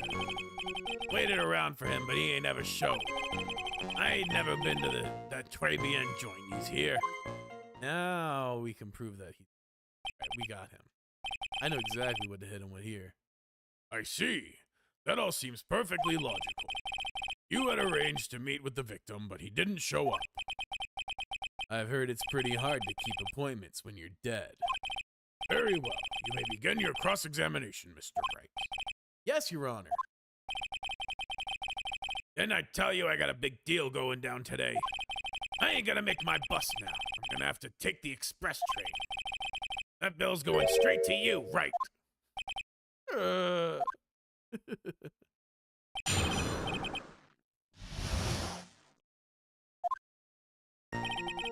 I ain't no liar. I never met Glenn. And yet, your name was written on the victim's calendar. Get that horse calendar out of my face. I'm the tiger, not a lame horse, you porcupine. Tigers like me eat horses like that for breakfast. No. Witnesses aren't permitted to eat evidence. Not that they ever were. Well, there was a case once where a young lad ate... Anyway, if you had never met the victim before, how do you explain this note he left? There's some lame guy with a lame name, though. Wanted to borrow cash.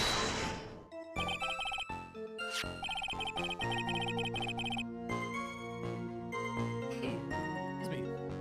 That's very strange. According to the manager of the firm where the victim worked, December 3rd was the date he had to repay his loan. He wasn't due to discuss borrowing money, but repaying what he owed. Oh yeah, maybe you was right. Whatever it was going down at the beginning of December. So did you meet Mr. Elg then? Hey, right. Yous might want to cool your jets a sec. I set up a meeting with the guy in my office, 10 to 11. So your meeting wasn't supposed to be at Trabian then? Why would I want to go to a dump like that? If I'm going to talk with my clients, I got an office decked out for the job. I got the best punching bag yous ever saw in there. Not exactly a professional office you've got there, you know. So, you were in your office on the day in question. I waited around for him, but he ain't ever showed it. He didn't show up? Huh. What do you think, Trite? Let's see. How does a dead man get from a French restaurant to a loan shark's office? And you yourself didn't go to Très Bien. What are you trying to pin on me here? Why don't you just come down to my office? We can chat about this thing my way, yeah? I got the best punching bag you ever saw. No need. I'm good, thanks. Listen up. I ain't got nothing more to say except this. I ain't ever been to that Très Bien joint. Is here. Hold it! No. Never? Not even once? Not even once. I was in my office the day that went down. I didn't put no poison in no kid's coffee. Capiche? You think he really didn't meet Glen Elg? Not likely. Because I'm convinced this guy's behind the whole thing. So you mean that whole testimony he just gave was a lie? Of course. So we can't afford to give him time to think of ways to plug the leaks in it. I've got to nail him while I still can. Alright, let's go with this. Yes. Objection! Easy. That was an easy one.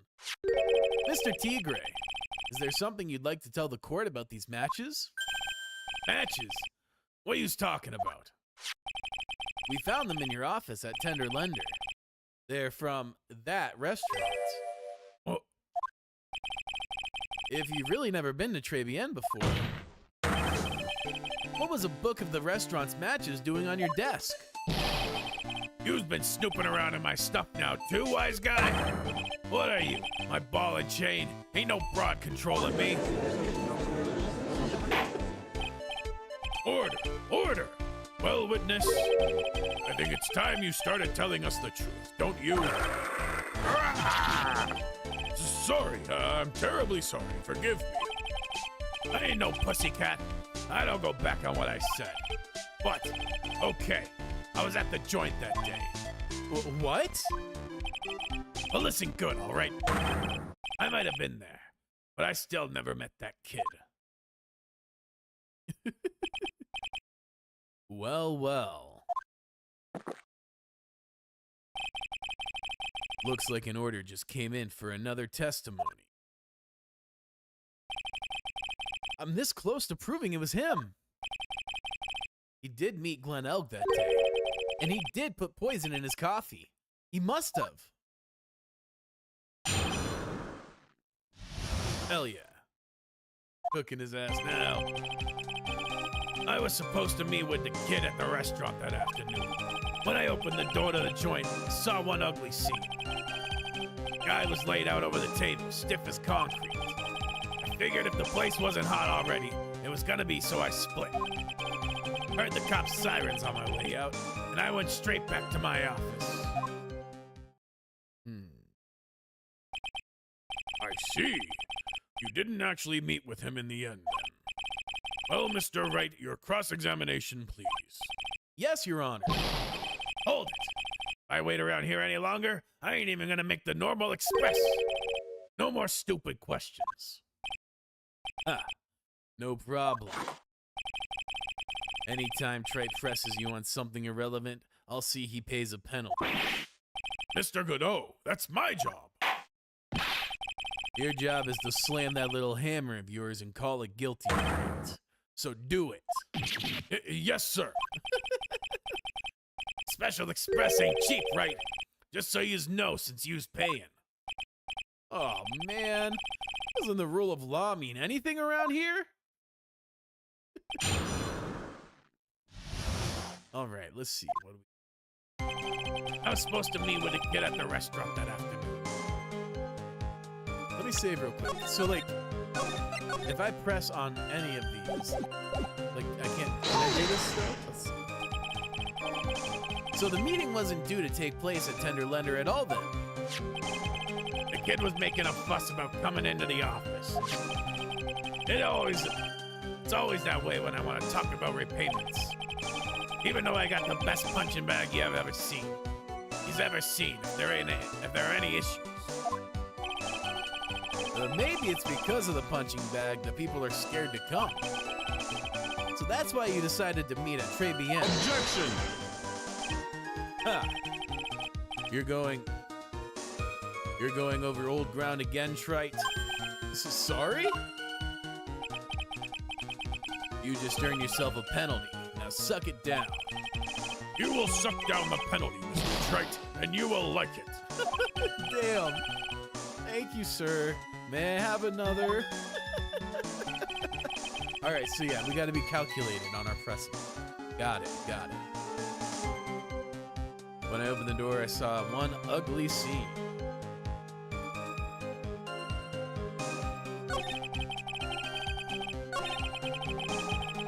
Big in the place was.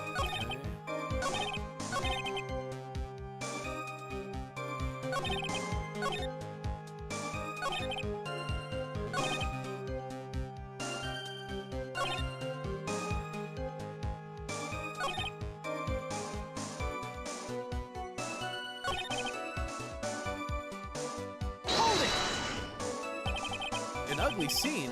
What do you mean? Objection! God damn it.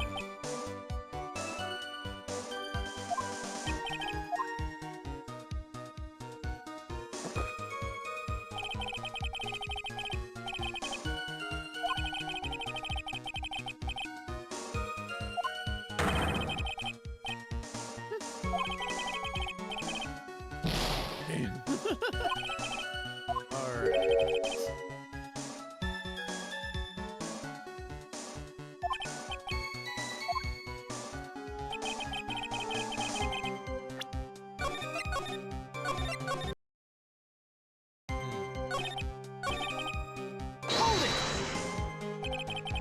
You mean you saw Glen Elk's dead body?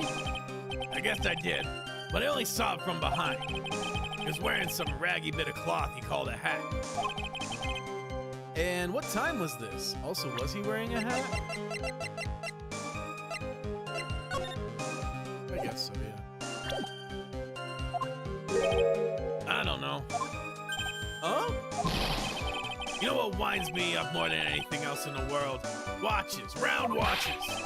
I ain't gonna pollute my paws with some ticking henpecker.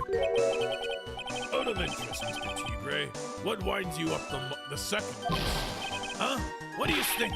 Square watches. Is this guy for real? Look, all I needed to know was that something bad was going down in that place. Interesting.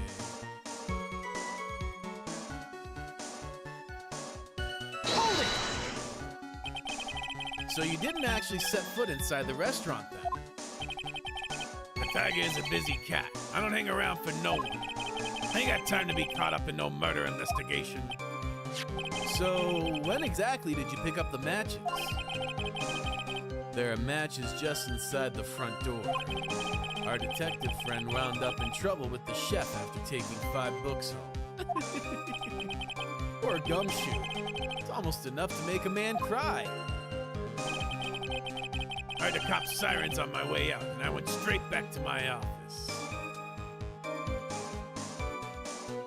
I'm impressed. I don't feel like I have anything. You went straight back? Did a bout of guilt suddenly hit you for what you did? What are you trying to say? You trying to tell me yous ain't never been guilty of nothing? We all have our crosses to bear. We all have to swallow the dark secrets we hide. Like this. The courtroom's not exactly the place to talk about dark secrets, is it? It seems you've done it again, Mr. Wright. Another irrelevant line of questioning. I must impose a penalty accordingly. How about a penalty for those 2 jokers and the garbage they keep coming up with? Well, Nick, what do you think? He's running out of ways to avoid the truth. I need to press him fast before he has time to think things through. I've got to come right back at him with a contradiction. So, it's got to be one of these 2 statements.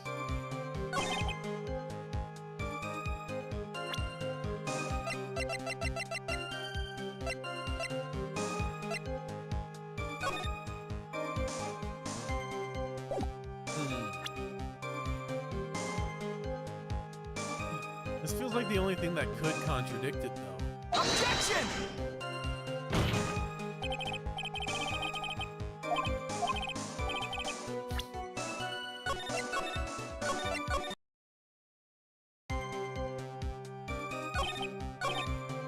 Hold it!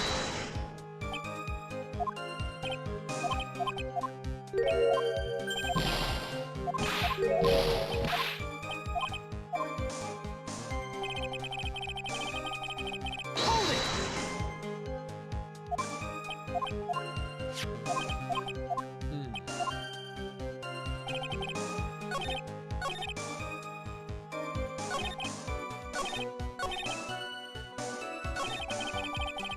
Okay, what do we...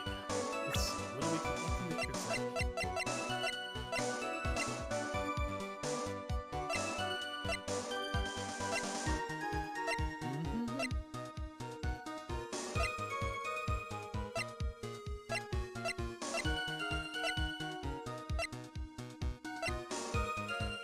Maybe present the floor plans? Interesting.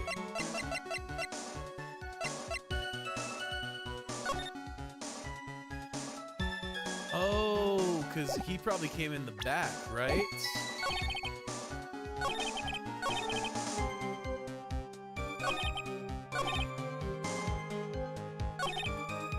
Sure, let's give it a shot. Why not? Objection!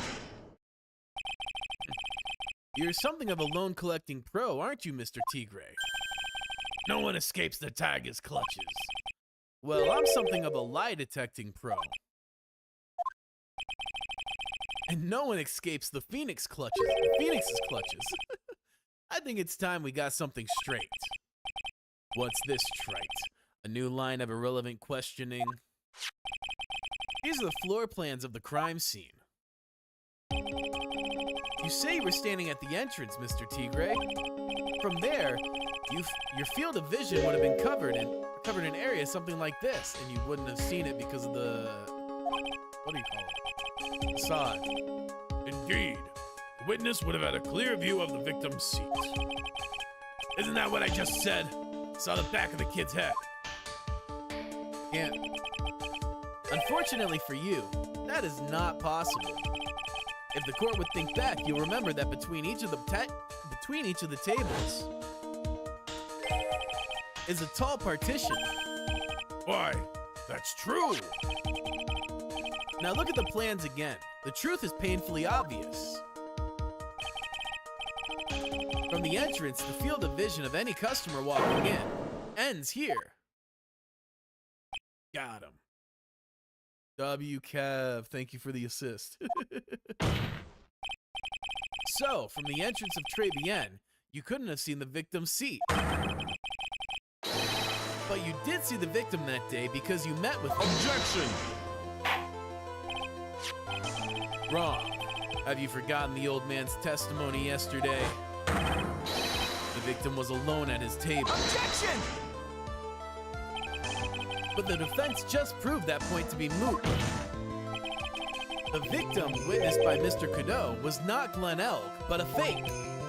What? In order to have Mr. Cadeau falsely testify, the real killer posed as the victim. The victim he had just killed and acted out a charade. You know, from the back, Mr. Tigre does look a bit more like Phoenix, but only from the back. That will do. This trial has gone on long enough without the obvious question being answered. Who exactly was this real killer who impersonated the victim? You say the killer murdered Glen Elk. He's way taller and older too. Oh yeah, he is a lot older. The height thing I didn't notice as much. Maybe I'll have to look for it in the wide shot again. But it may not be depicted canon, lower accurate. And then impersonated his victim in a performance for Victor Kudo. In that case, Mr. Wright, reveal the identity of this criminal to the court. Okay, so the person who helped him? I mean,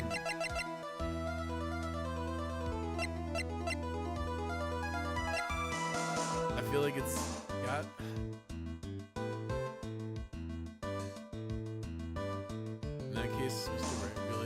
feel like it's Viola? Okay, I'm gonna just go with Viola. Obviously, it's the person you least expect. What's the matter, Your Honor? Oh, nothing. I just dropped my pen again. Don't mind me. Carry on with the proceedings as normal. Oh, shit. Better think again while he's down there, Nick. Guess I should have picked the obvious choice. Very good. I found my pen. Allow me to pose the question again. Say the killer murdered Glenn Elk, and he impersonated his victim in a performance game. Okay.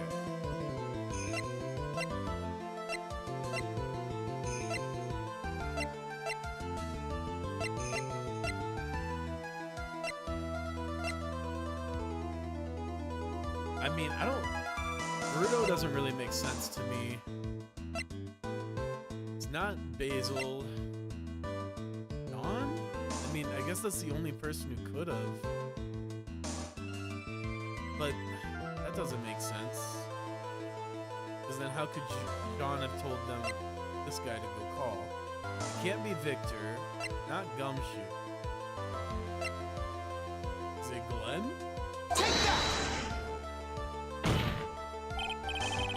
Obviously, it's the person you least expect. Oh, fuck me. What's the matter, Your Honor? Me? What? Yeah.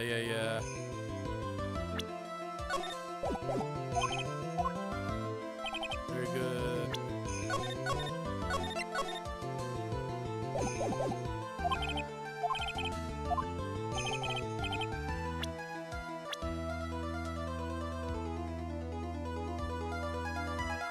Oh, wait, are we just...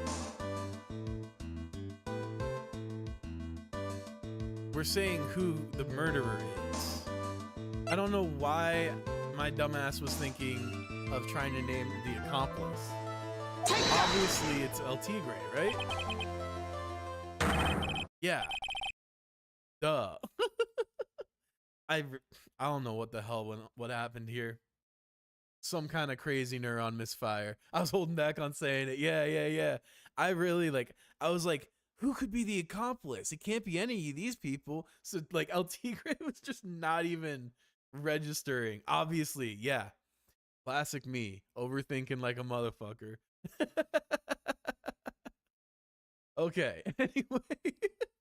The killer is Furio Tigre. No one else could have done it. What? Well, witness?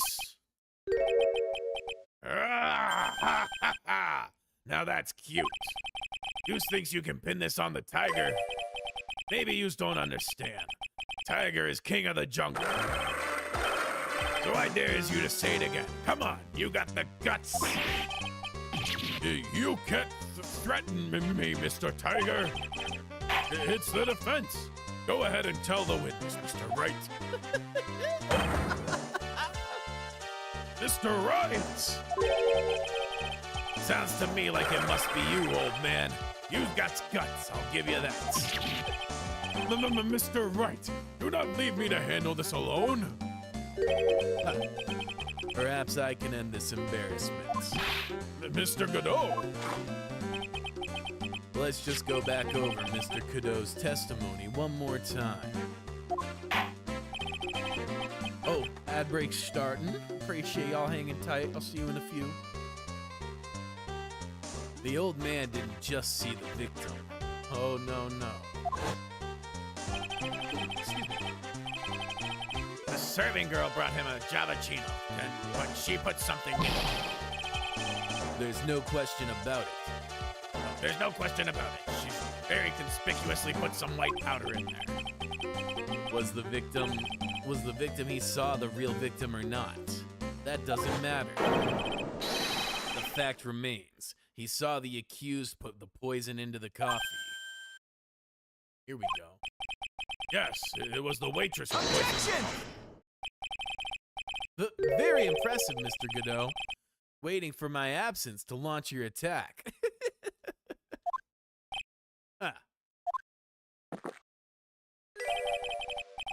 Found your pen at last, trite. It was in my pocket. But anyway, Mr. Cadeau witnessed two people that day. He saw the victim, the supposed Mr. Glenn Elg, and the waitress from behind. Yes, your point, Mr. Bright. I think the conclusion is obvious. If this Glenn Elg really was the killer in disguise, then surely it's possible the waitress was also part of the show. What? You mean the waitress was an imposter as well? The defendant, Miss Bird, fell unconscious immediately after the incident. And someone used her fainting to hatch an elaborate plan to pin the murder on her. Who on earth was it? Alright, this one I actually feel kind of confident about. Because I've been seeing the back of that head, I'm like, that is not the right haircut. It's gotta be. Who is this woman? Her name is Viola Cadavarini. Let me save. She's an employee of Tender Lender. You's making a big mistake. You know who Violetta's grandfather is? You better be going home in an armored truck tonight if you know what I mean. Stop shaking, Nick. Where was I? Yes, the defendant, Miss Bird, has stated the following. Well, when I took the coffee over to the victim's table, it's true there was another customer in the restaurant. She was sort of creepy. And she had a kind of cackling laugh. I forgot about that. Yeah, obviously it was her. There are just too many contradictions in this case. The second man at the victim's table, who nobody but Miss Bird seems to have seen. The earpiece worn by the victim in his left ear when that eardrum was ruptured. And the radio show he was supposedly listening to half an hour after it was over. There's only one logical explanation that clears up all of these contradictions. The whole incident took place twice, once for real and once for a show. And Mr. Furio Tigre, the only person who could have committed the crime, is you. Witness, what have you got to say? That's cute. Sorry? You's all right. I could do with a guy like you around. What do you mean? Okay, I'm in on this game. I'm gonna have to charter a jet to get me to my meeting now. I'm gonna give you one more thing to think about before I go. Something to think about? You's got it all wrapped up nice, huh, Maurice? But you's missed out on one real important thing. But that can't be. I was in the joint that day, and I met that kid too. But I couldn't have poisoned him, you hear? What? Do you really expect us to believe you now, Mr. Tigre? Huh. What a troublemaker. A troublemaker? Looks like we're gonna need another one for the road.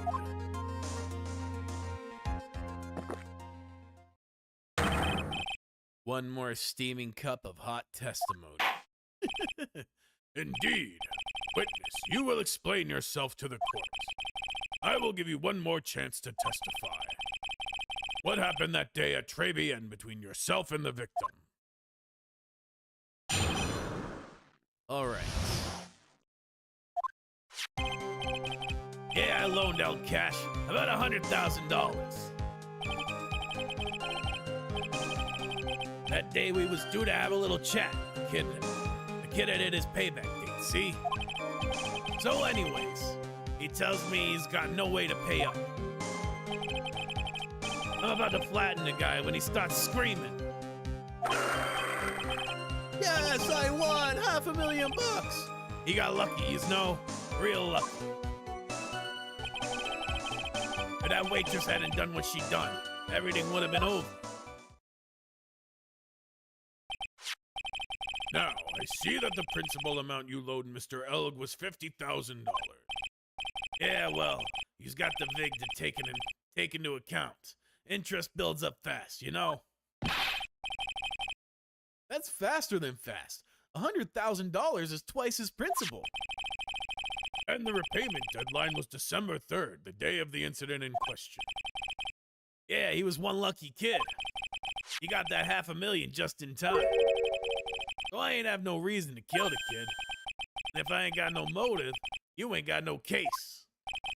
His motive? He has to have one. But what is it?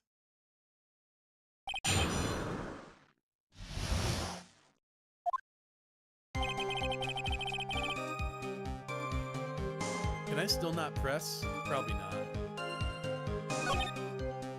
That day we did have a little chat. Anyway, he tells me he got no way to pick up. About to flatten the guy, and then he starts screaming. Yes, I'm gonna have bucks. I got lucky. No, really.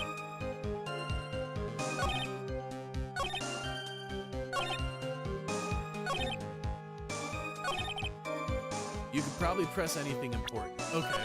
Let me make a save. Because we are close to death. Yeah. So we gotta be careful. Hold on. Okay. But he says he loaned him 100,000, which is not true. He loaned him 50,000, which then turned to him. We don't have evidence to press that. That day we were to have a little chat. It had a payback date. See.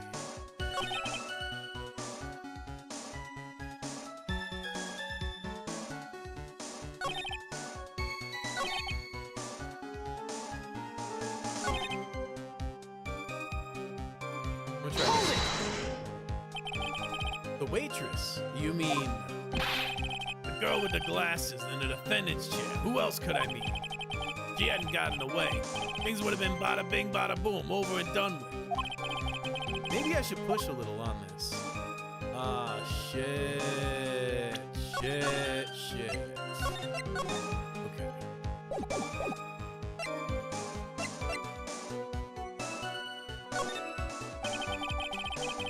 Yeah, definitely. That felt like the safest one.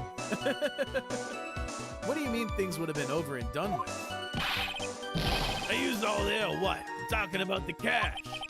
I was there to get my $100,000 back. That's all. I'm a businessman. It's all coming together before that waitress got in the way.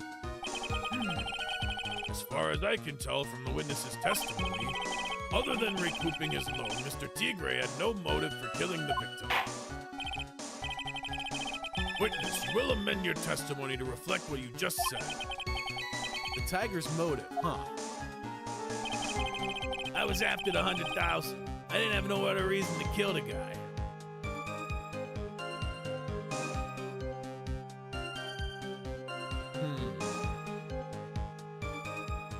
I can evidence for this? Okay. I do, yeah. Because I was thinking, so I'm thinking this because he took it, right? Like, he's got to have some interest in it.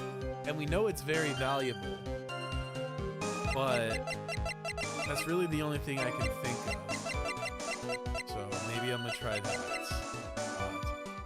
Or he could have killed him to take the lottery ticket.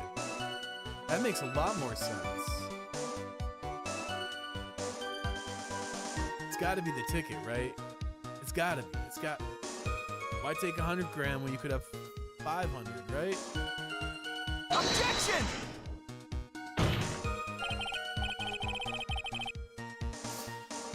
Yeah. What was I thinking? Alright, how things would have been. Oh, I didn't save after that. Gotta be the MC Bomber. Yeah, that's... At this point, that's the only other thing it can be, right? Let me save right here again, just to be safe.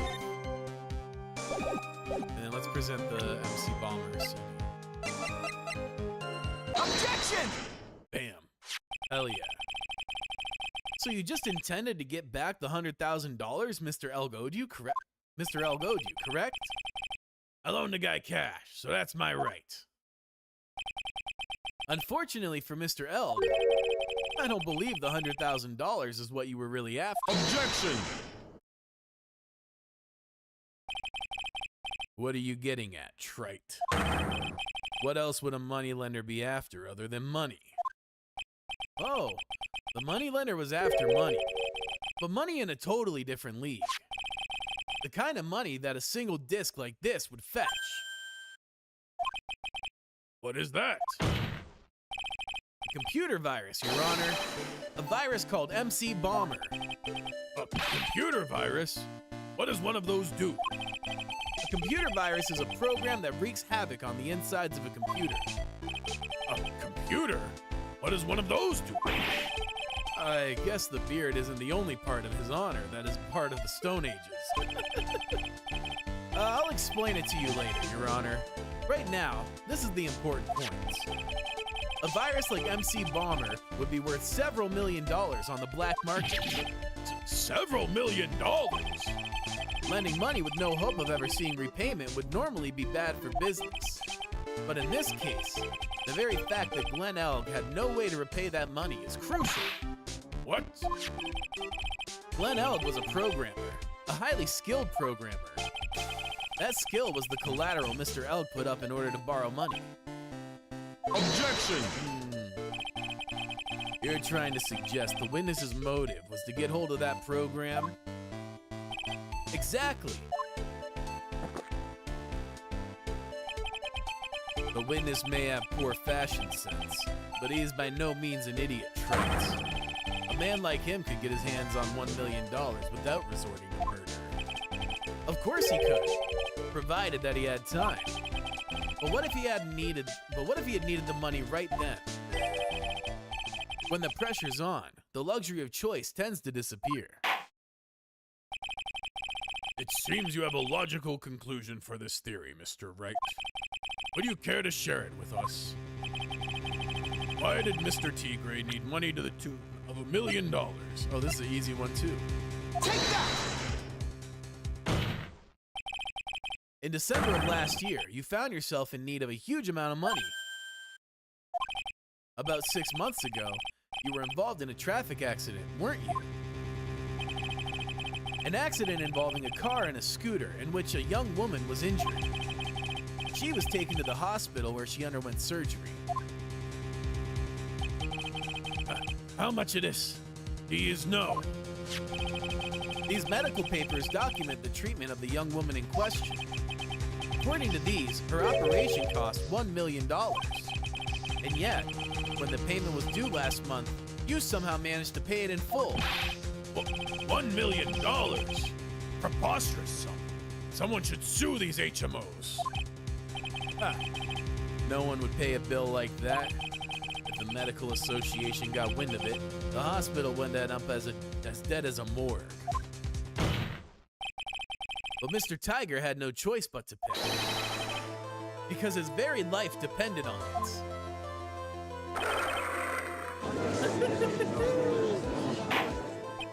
Yeah, he's definitely a lot taller than Phoenix. Order! You say his life depended on it, Mr. Wright. Indeed it did, simply because the injured woman was none other than Viola Cadaverini. Did you say Cadaverini? Bruto Cadaverini, mob boss in charge of all underworld activities in the city, and doting grandfather to his precious Violetta, also known as Viola Cadaverini. Your life was in danger unless you paid compensation to the boss, correct? It makes sense. You were desperate to acquire the $1 million Bruto Cadaverini demanded of you. So desperate, in fact, that you decided to sacrifice Glen Elg's life to pay your debt. Damn. On the day of the murder, Mr. Tigre's sole intention was to get his hands on the CD. Glen Elg had no way of paying back the $100,000, and Mr. Tigre knew it.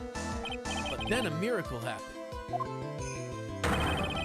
The kind that Mr. Tigre would prefer to say never happened, but he can't, and neither can I. The lottery win. Exactly! At the 11th hour, Mr. Elg won $500,000 on the lottery, which left Mr. Tigre no way of getting his hands on the all-important CD. At least, no legitimate way.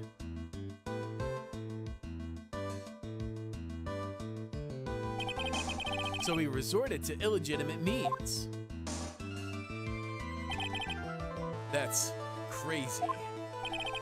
He murdered Glenn Elk and then made his next move, to frame Maggie Bird for the crime.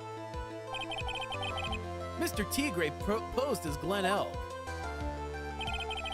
while Viola Cadavarini played the role of Miss Bird. And then they reenacted the whole thing in order to establish a witness. The witness being the one we all heard testify yesterday, Mr. Victor Trudeau. Like I said, Trite, that's crazy. No one could pull off a stunt like that. For starters, there's no way that the chef could have been kept in the dark. Objection! But Mr. Armstrong was in on it from the very beginning. Have you forgotten already, Mr. Godot? Mr. Armstrong owed the witness money too. $500,000, in fact. He had no choice but to go along with Mr. Tigre's plan. Got his ass. Order! Order! Silence or I will. You's put on a good show, Spiky. If you want to stay alive in the loan shark business, you gotta be careful. You saying I dressed up like that kid, created a witness, and framed someone? If I did something crazy like that, I'd leave a trail as bright as my shirt. I ain't dumb enough to do something sloppy like that. I agree. You do? Despite your appearance, you're very careful. That's why you took one more precaution. One more trick to make sure Miss Bird had no way out. What? Another one, Mr. Right. Interesting. Why don't you fill us all in, Trite? He pretended to be me. Oh shit, this is an important one. Fuck. Too late to see. I saw your reply literally right as I missed my opportunity. Oh man. All right. I feel confident about this though, okay? I feel fairly confident. I think we got this. Take that! What on earth is that? What an insult to think anyone could be fooled by such a childish imitation. That's ironic. Yeah, exactly. Consider yourself insulted, Your Honor. Mr. Tigre, you didn't just pose as the victim on the day in question. A month ago, in this very court, you posed as me. What? Save it for the next choice. Great call. Good looking out. Good looking out. Appreciate that. That's the truth. But the witness looks nothing like you, Mr. Wright. Although, now that I think about it, it was you, wasn't it?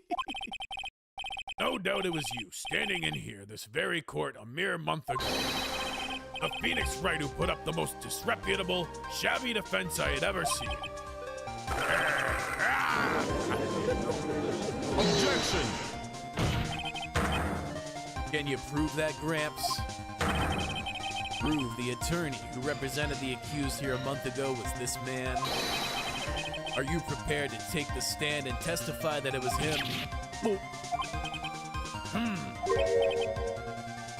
Hey, forget about it, yeah? I wouldn't do something like that. Not me. You made a mistake, right? It was someone else, huh? Objection! Have you no pride, sir? Objection!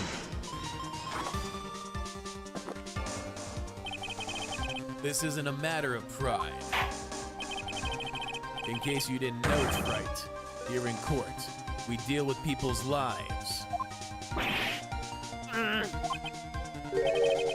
Mr. Godot is right. Your Honor?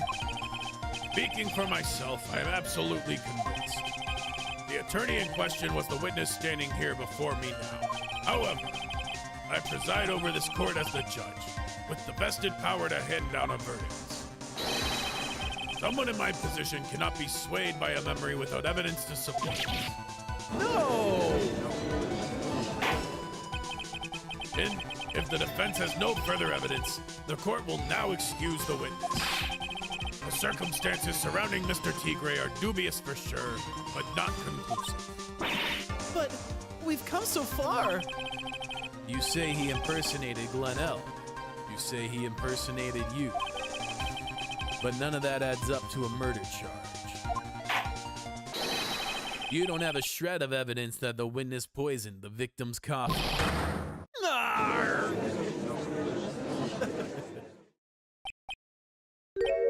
Ah.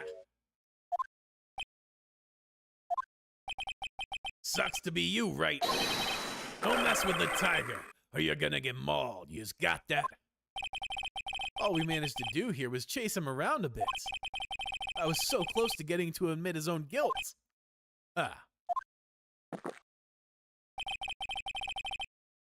Looks like I won't be needing a refill.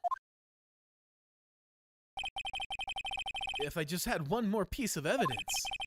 One more piece of evidence, and maybe I could get Maggie off the hook. This witness's cross-examination is over. You are free to go, Mr. Tigre. Damn. Hey!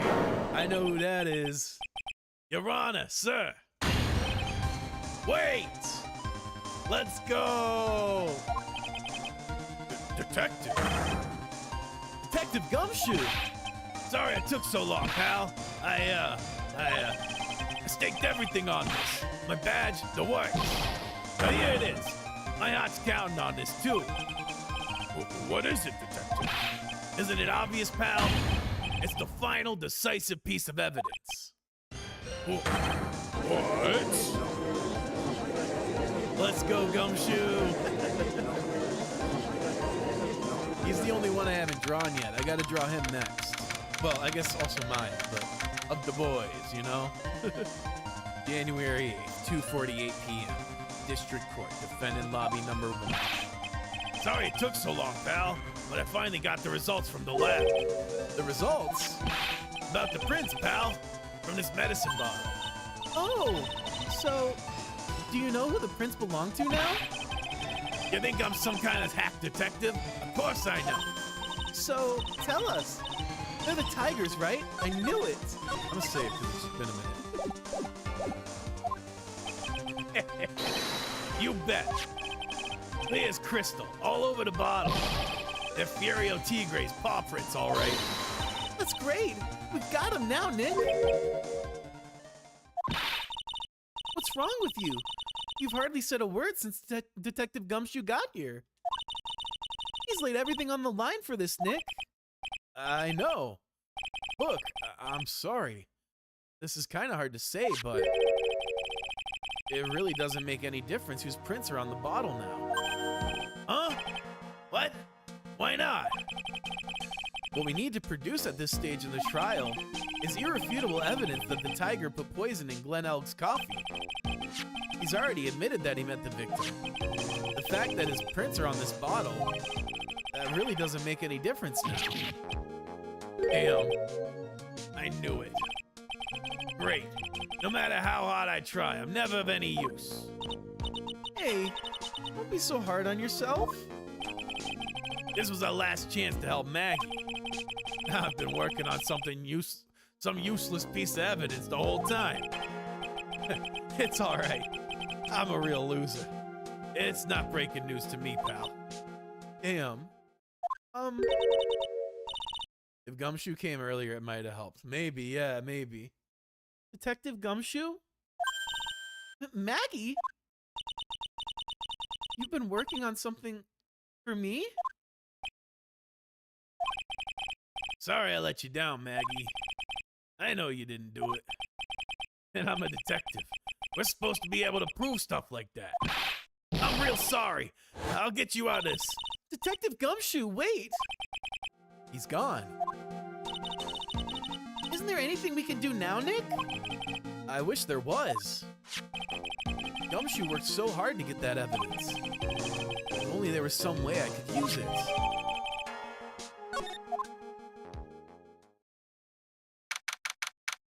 January 8th, 3:04 p.m. District Court, courtroom number 4.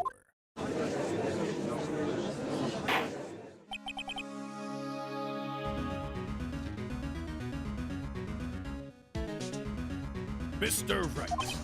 Yes, Your Honor. We definitely have to use and present it. How we make it work is up for debate. Also safe. Good call, good call. Yeah, it's definitely got to be the missing piece somehow. The question is how, not what. Yes, Your Honor. I granted you a recess so you can prepare this decisive evidence you've discovered. Yes. Don't keep us all in suspense, Trite. Show us. Naturally. We can assume it's evidence that will actually stand up in court, can't we? Think, Phoenix. Don't let Gumshoe's hard work go to waste. How much more of my time are you gonna waste? I ain't been to no court before. These lawyers sure know how to blow things out of proportion. No doubt, given the nature of this evidence, it will speak for itself. Nevertheless, you will talk us through it, Mr. Wright. Well, I know I can't prove anything new with this evidence. I'm really backed into a corner here. But maybe if he thinks he's got me beat, he'll let his guard down a bit. Don't keep us waiting any longer, Mr. Wright. Present this final, decisive piece of evidence to the court.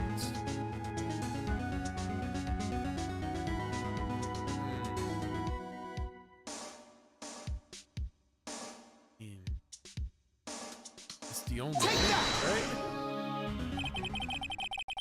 This is the defense's final piece of evidence.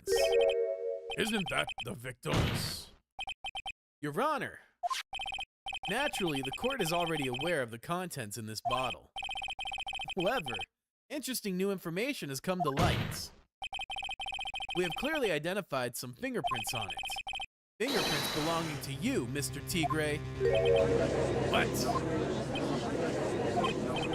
But, Mr. Wright, what conclusion are you hoping to draw from this new information? Everyone in here knows what this bottle contains, except one man. One person in this courtroom should be theoretically in the dark. My print's on that pansy-looking bottle? Is that what you saying? Well, what the hell's in it anyway? Phony trial, a phony lawyer, and a phony clues. Everything about this case has been phony. Seems like the perfect excuse for some phony evidence. I see. Mr. Tigre, this is the decisive piece of evidence that will prove your guilt. Why? Because it contains... I can just lie, right? Let's lie. This bottle contains potassium cyanide. Potassium cyanide? The poison used to murder Mr. L, Your Honor. The victim's killer used this very bottle. And on this bottle, Mr. Tigre, we found your fingerprints. Well, how do you explain that?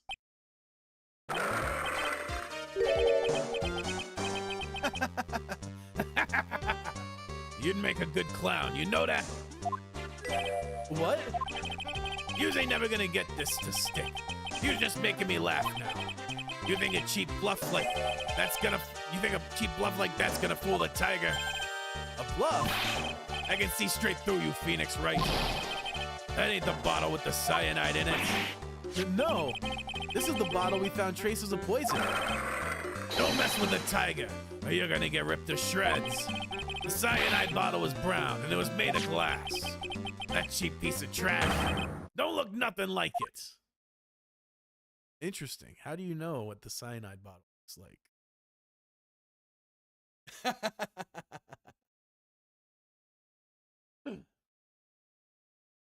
Yeah, exactly. And how do you know that? That's really smart, for sure, for sure.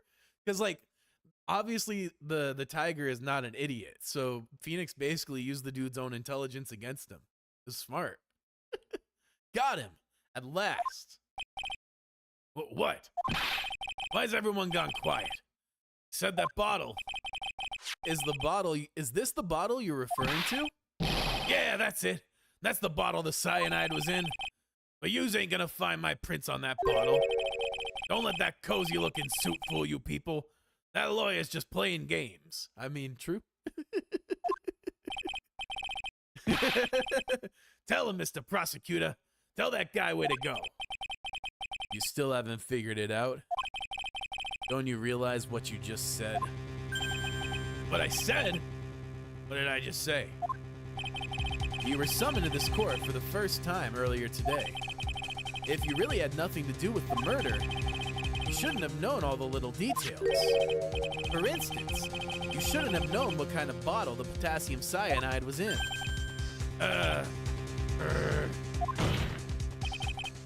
But just now you slipped up in front of every single person in this courtroom. You described the exact bottle used by the killer to hold the poison. Yous don't know who yous messing with. I'm the Tiger. I control millions of dollars on the black market. You think I'm gonna let some jumped-up suit get the better of me? Sure, the last piece of evidence was phony. But that's just what you deserve. The phony trial with the phony lawyer. It was all played out by you, the biggest phony of all. I ain't even gonna try. Load my voice the fuck out trying that.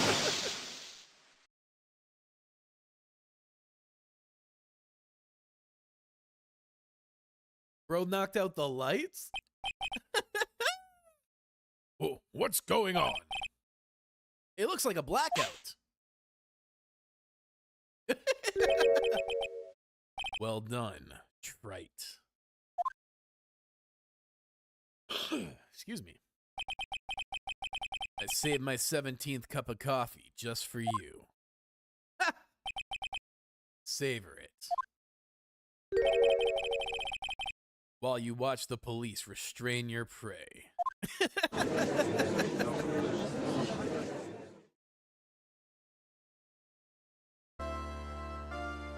We did it then? Hell yeah!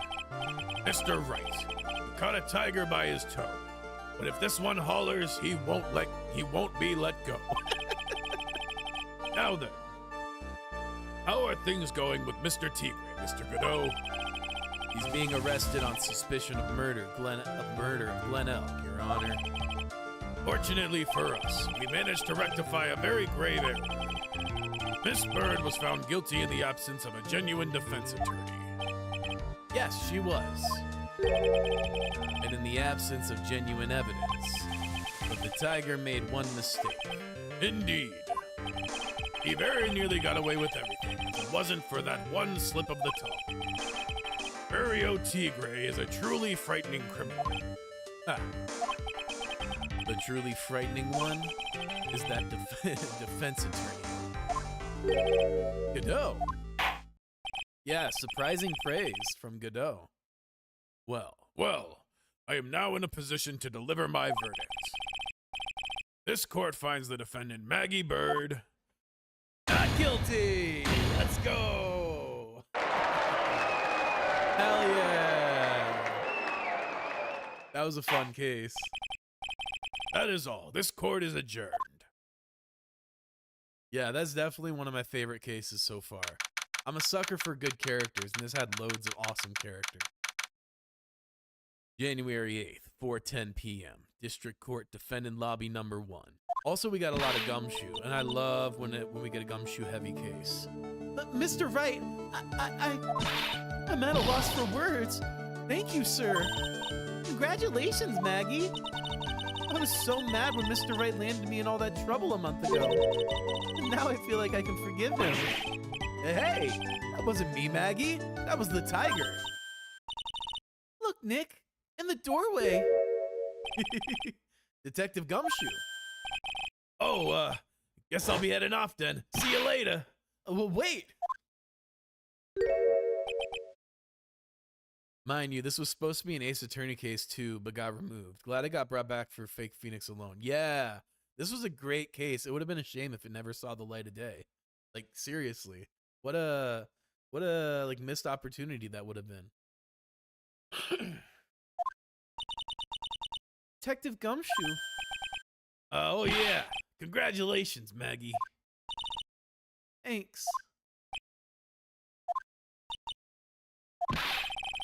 I knew you were innocent all along. Why didn't you say that in your testimony then? Huh? Oh, well, I was, well, guess I'll be heading off then. See you around. Wait up, detective. He just ran off. Maggie, why are you being so hard on him? He busted his butt for you. It's thanks to him that we got the medication bottle. That wasn't even of any use. But it's only because Mr. Wright used it so cleverly. Detective Gumshoe was just running around in circles. Poor guy. Looks like she still isn't ready to forgive him. Can you put in a good word for him, Nick? Yeah, Maya is right. I should help Gumshoe out. Clear he needs it. Maggie, you know, Detective Gumshoe's been really worried about you through all of this. I wanted to believe that, sir. But on the first day of the trial, he practically gave the judge a free pass to lock me up. He didn't have any choice, Maggie. He's a detective. He has to report the facts. He doubted me. That's why. He thought I might have done it. I've got to prove to her that Gumshoe really cares about her. I know. I'll give her a little present to celebrate her freedom. I mean, this is an easy one. I mean, come on. Take that! Here you are. A present to celebrate your freedom. But that's a present from Detective Gumshoe, made with a ton of love. He said you lost weight and he was worried about you. Detective Gumshoe? I actually really like weenies, you know.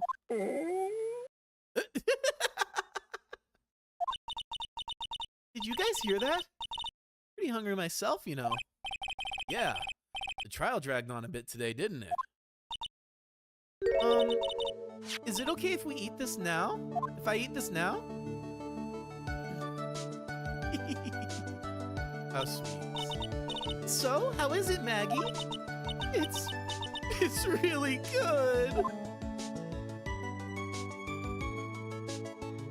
How cute. So the case of the phony versus the genuine comes to an end. The false allegations surrounding Maggie have all been cleared up. And who knows? Maybe a whole new chapter of her life is about to start.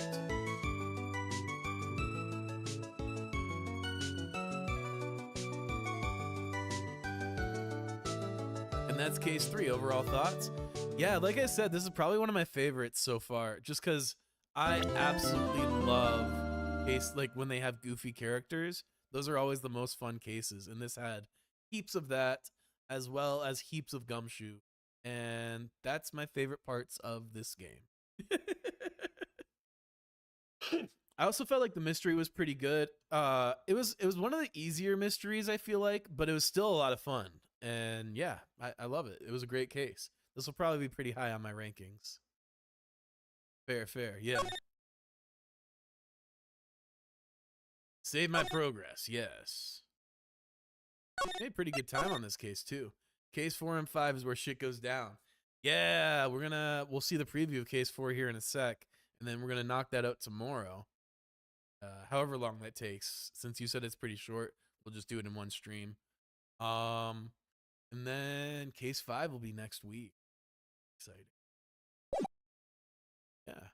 I also got a I finished my 2 to 3 hours, I'd say. You'll see. Yeah, that's perfect, man. I finished my Edgeworth drawing. You'll see in a little bit. So we got to get a Gumshoe one, and then I want to do a Phoenix like objection panel for like a BRB screen.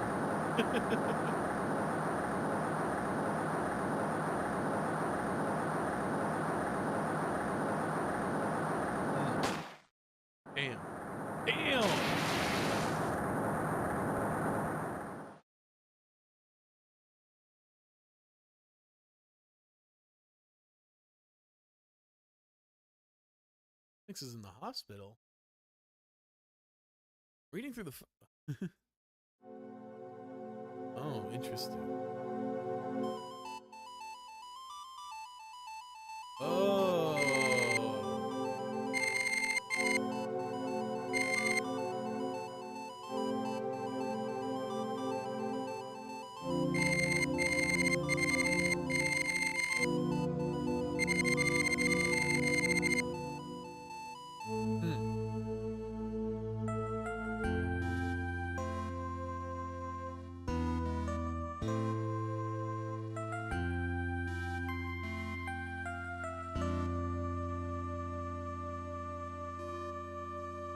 Wait, Mia's first case was a year before they met, and then she was taking him on as a mentor after only working for a year? That's... I mean, I guess she was a prodigy, but damn. All right. I guess we'll get to learn some more about Mia. Oh, we're really going to learn about Mia. Interesting. That's fun. I'm excited for this now. All right. Yeah, another flashback case. That'll be a lot of fun. I'm excited about that. I had a lot of fun with the last one. Sure, this will be good. Go. Let me see. There we go. But yeah, I'm excited to get into this then. The last flashback case was really good. A really good one. Cool, cool, cool. So I'm excited to see how this one squares up. I'm sure it'll be awesome. But all that said, I had a lot of fun with this case. I hope you did too. I'll see you next time, and I'll send you off with some new art, a little Edgeworth. Yeah, I'll see you next time. Have a great rest of your day. Peace.